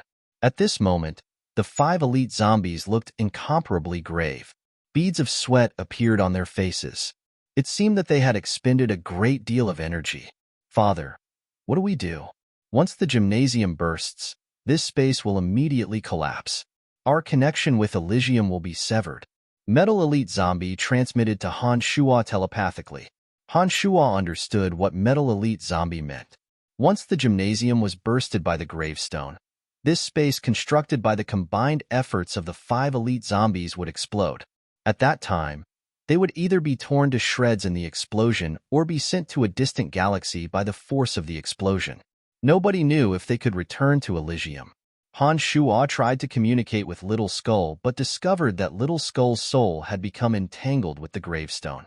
It seemed that he was gradually fusing with the gravestone. During this process, Little Skull could not afford to be distracted in the slightest.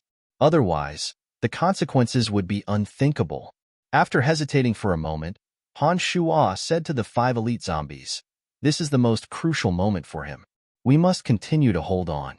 Do not forcefully suppress the gravestone, lest it causes a chain reaction." "All right," the 5 elite zombies immediately replied. It was already difficult for the 5 of them to maintain this space for such a long time. It was even more difficult under the pressure of the gravestone. If it weren't for Han Hao in the gymnasium, they would not have agreed to it without hesitation. Doing so would mean that they would be torn to shreds by the force of the explosion. You're tuning in to the Warrior Lore YouTube channel. Don't forget to subscribe and join us on this journey to catch the most captivating stories.